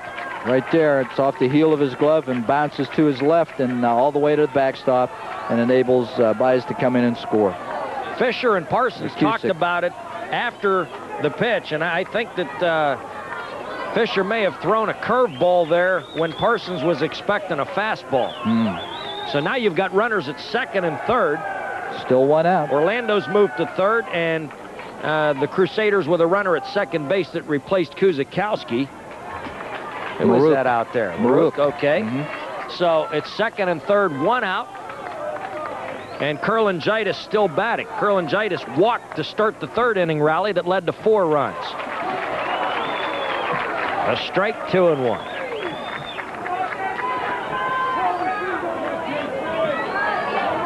Two balls, 2 strikes. 1 out, runners at 2nd and 3rd. The 2-2 is fouled off to the right side.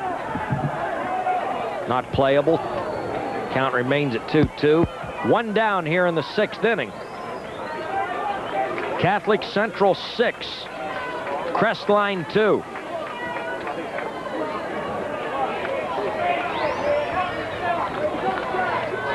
Fisher winds up again. It's strike 3. Look at this. They're going to try to get another run in. Safe. Orlando scores on a strikeout. Okay, there's going to be an argument, but he had it beat all the way. I think this is a protest in frustration more than anything else. Oh, he was definitely safe. Oh, sure. What are they going to try and say? That the ball was not the ball was definitely trapped by the catcher, so the runner is live with first base open. They've got to throw the ball to first base to get the put out. And then Orlando breaks for the plate. He easily beats the throw, and the Crestline head coach might as well go back and relax. It's 7-2, and I can assure you, you are right 100% on the money. Jim Glauer arguing there out of frustration. I think so.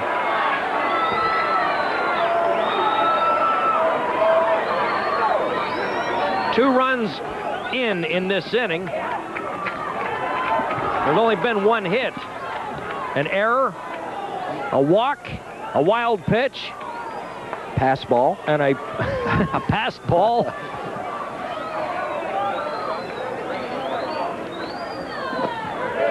Big curveball that time by Fisher. Josh Bracone watches it go by for strike 2. 0-2. Fastball up and away, 1 ball and 2 strikes. Josh Bracone reached on an error during the 4-run outburst in the 3rd and scored a run. Ooh. Walked and scored, and now strikes out to end the 6th inning. But 2 more Catholic Central runs, 3 more outs to the state championship. We'll be back with the exciting conclusion to this game, we hope. Central leads it 7-2. Is the bullpen? Perhaps. Catholic Central leads 7-2 as we get set for the 7th inning. Keep in mind that this being viewed in the wee hours tonight on WTOV TV 9 at 7 p.m. It'll be NBA game number 7 of the Eastern Conference Championship. The Indiana Pacers at the New York Knicks. What a beautiful day in Columbus. Well, I'll tell you, it is a gorgeous day, and it's especially gorgeous with that sun shining down on the Catholic Central Crusaders. Crestview in their last at bat here, down 7-2. KC Curlingitis.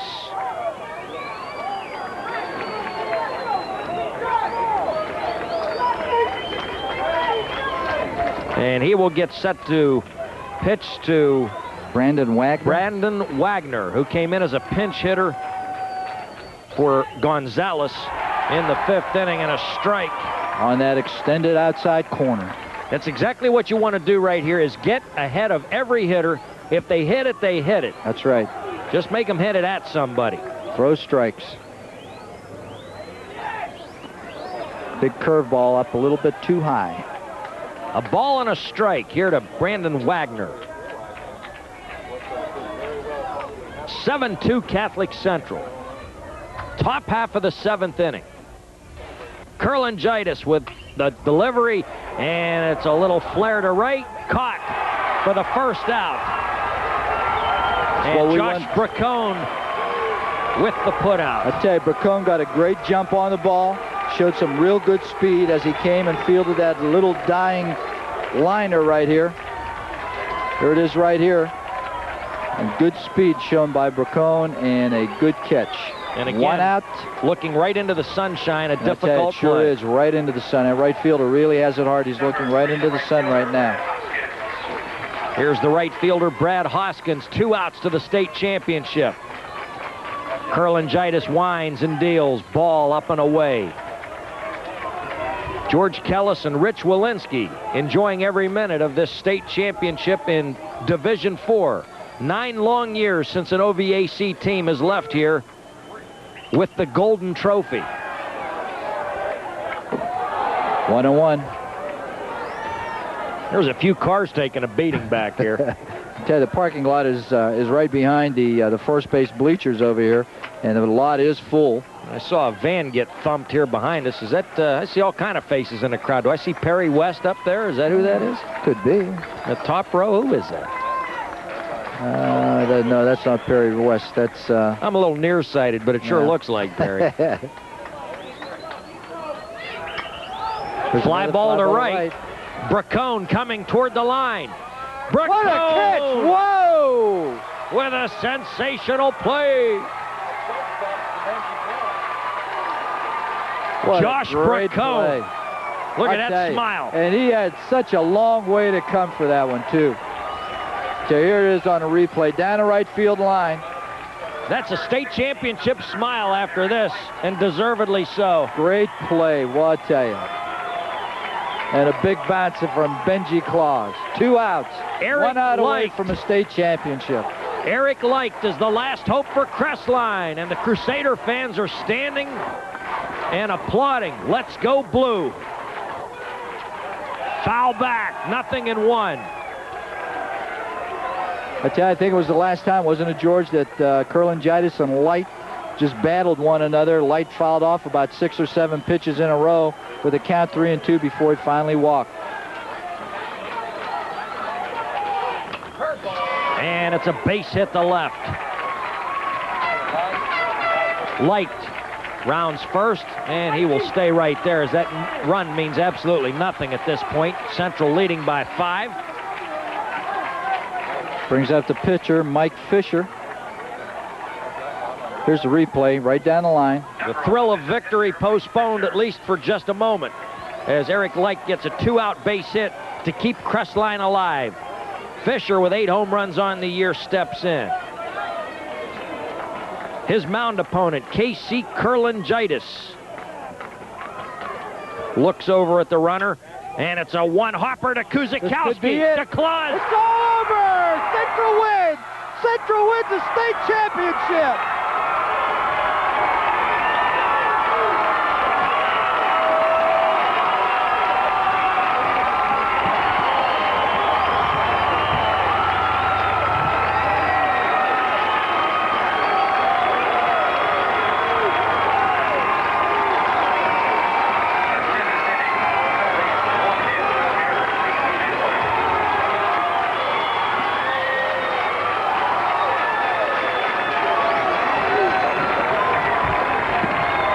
Bringing out the hardware. I'll tell you something. We mentioned this earlier, but I got to say this again. And they're carrying Coach Farrar around, and that's not easy to do. I'll tell you, that is a job in itself, believe me. Farrar hasn't missed many meals lately. I got to tell you something, though. To win a state championship in Ohio in any sport, a state championship, is an achievement of colossal proportions. For a lot of these kids who have experienced 2 state championships in 1 year, it is an achievement of indescribable proportions. But, you know, I'll tell you, I think sometimes baseball in the Ohio Valley gets a bad rap. But, you know, when you look at some of the kids that have come out of the baseball programs in the Valley, Mike Goulin, Jamie Taylor, Rick Cleland, you know, guys that are playing in the major league programs right now, you know, you have to give credit. This was an outstanding performance today by an outstanding team. And I couldn't be happier for these kids because they deserve everything that they've got. It was a real gutsy performance by Kurlangitis. He hung in there. He could have come unraveled in that 3rd inning when there were so many mistakes made. But luckily they came out giving up only 1 run, then came back in their half of the inning to score 4, and I think that is what the big key in the ball game was, being able to come back right away after a disastrous half of an inning. Well, you saw a shot into the Crestline dugout. Obviously, a gallant effort and a gallant season, but they are crestfallen here at the hands of Catholic Central. Your final score, 7-2 in favor of the Crusaders. We'll be back with a wrap-up right after this. We're back here at Trautman Field in Columbus, Ohio, where Commissioner of the Ohio High School Athletic Association, Clara Mascaro, is giving out the individual awards to Catholic Central High School's championship baseball team, Division 4. And while we're waiting for Coach Farrar and to get his award and then get over with George Kellas for a interview, let me just give you a breakdown on the line score for K.C. Kurlangitis and Mike Fisher, the pitchers for this afternoon's game. K.C. Kurlangitis, the winning pitcher, through 7 innings, had 3 strikeouts, gave up only 2 bases on balls, gave up 6 hits, and was responsible for 2 runs. Mike Fisher, the pitcher for Crestline, 11 strikeouts, was a very, very strong pitcher this afternoon. 11 strikeouts, gave up 3 bases on balls, gave up 5 hits, 7 runs, and a key point here also, he had 2 wild pitches in the game that led to some runs, and there was some shoddy fielding on the part of Crestline that led to several of those Catholic Central runs. So the final score this afternoon here at Trautman Field in Columbus, Ohio, for the Division 4 state championship, Steubenville Catholic Central 7 and Crestline 2. sort of history making for Catholic Central. Earlier this year in the fall, they won the Division IV State Championship football championship under Coach Greg Bain, and then come back later in the year, in the spring, to win the baseball championship. And we don't know what their track team is doing. They had several kids that were participating in the state track meet this afternoon over at the Ohio State Stadium. So there may be some champions that may be crowned over there this afternoon as well. So it's been a great athletic year for Steubenville Catholic Central, winning a state high school football championship and now a state high school baseball championship. And of course, congratulations go out to Coach Farrar and his staff of Teek and Mike Florak and Mike Walkowski. Did an excellent job with this team. They got some young players, so very possibly many of these kids could be back participating for a championship again. So right now, Claire Mascaro is presenting the state championship trophy to the seniors from Catholic Central High School, and a beautiful trophy it is that will go into the trophy case at Catholic Central High School, along with many of the other championship trophies that have been won by that school in its illustrious athletic career. Claire Mascaro, of course, must be somewhat happy being a resident of the Ohio Valley, his hometown being Weirton, West Virginia. So as commissioner of the Ohio High School Athletic Association, I'm sure that he is quite proud to be able to present this championship trophy to Steubenville Catholic Central High School. The seniors down there that I see, Mike Orlando, Mike Cusick, just to mention two, and the rest of the Central kids with their hands on that trophy right now. Coach Farrar is going to try to work his way over now to George Kellas, who is standing along the third baseline waiting to interview Coach Farrar. Dr. Skirty, a team physician, coming up to Coach Farrar, offering his congratulations as well. And the Central fans showing their appreciation with many cheers for the Catholic Central baseball team right now. And of course, congratulations go out to that very fine Catholic Central baseball team. Real gutsy performance here today by KC Kurlangitis coming into the second game. A strong performance yesterday by Bobby Sismondo, giving up only a one-hitter, and then KC Kurlangitis coming back the next day and pitching in a winning performance for Catholic Central in a 7-2 win over Crestline. Right now, the Catholic Central fans all joining in the baseball team for a song, the Catholic Central alma mater, and joining in, singing it, flags waving, banners waving, pom-poms waving in the Central stands. At this point, showing all of that Crusader pride that has been so important a part of the Catholic Central athletic tradition over the years.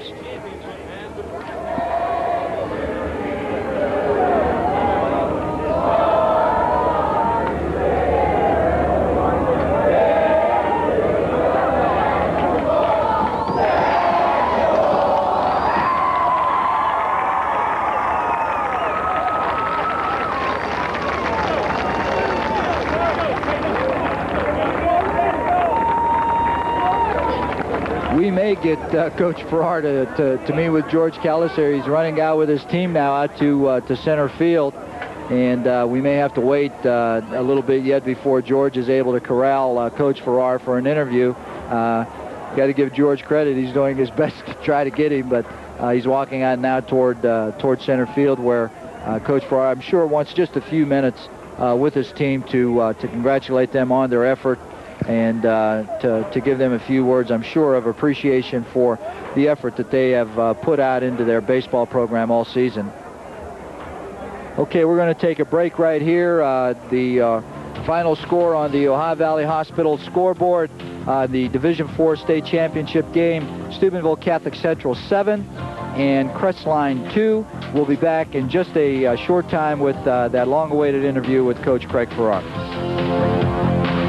See the crowd filing out from Catholic Central's big 7-2 decision over Crestline for the Division IV State Baseball Championship, as you see the score on our Ohio Valley Hospital scoreboard. And right now we're going to take you down to the field with George Kellas, who has Coach Craig Farrar, the winning coach. I'd be disappointed if head coach Craig Farrar wasn't ecstatic. He is ecstatic.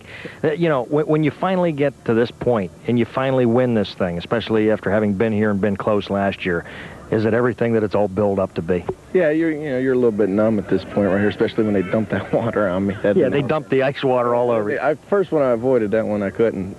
But the kids, we knew what we had to do. The whole year, we had T-shirts that said "Up the Ante," and everybody goes, "Well, what's up the ante mean?" And the kids knew that there would be a point this season where you'd have to turn it up a notch, and today was the day. And every single one of them did, all 15. Kind of a zany early start to this game. I got to ask you about this. What was all that controversy about between your third base coach and their dugout? Well, Teek's real excitable to begin with, and we had a kid get picked off at first, and their coach come out and smacked him on the butt, and Teek didn't like it. And he went and told him that he didn't like it. Well, Teek told me he smacked him pretty hard, and he wasn't kidding. Yeah, Teek thought he was at first, but when the kid, was looking at him, Teek realized he wasn't, and Teek got excited, and we got everything ironed out, and the game went on, and it was a heck of a game. No doubt. The incredible third inning where they had a 2-0 lead, had a chance to extend it. You made the big double play. Then in the bottom of the third, you got a bunch of breaks and got the 4-run inning. That was definitely a turning point in the ball. Well, I think so. That ball that, Benji hit it on right on the nail, and took a bad hop, and it could have been a double play, but instead, it extends the inning, and we were able to get those big runs in. Congratulations. I bet you'd like to come back here next year and do the same thing. We're going to try. Okay. Coach Craig Farrar. This is George Kellas sending it back up to the box where Rich Wilinski is standing by. Thank you, George. I'll tell you, congratulations to Coach Farrar, and we're real happy for him and all of the kids from Steubenville Catholic Central, and another state championship for Central and for the Valley as well. So we take a last look at Catholic Central's victory. Final score, Catholic Central 7, Crestline 2 on the Ohio Valley Hospital scoreboard. Thanks to Dean and everybody down in the truck, and Sherry Hansen for producing today, and all the guys on the cameras. It was an excellently covered game by a bunch of professionals. It's been a pleasure working with everybody this afternoon. So again, as we look at the score, we'll see you again hopefully during the football season. Catholic Central 7, Crestline 2.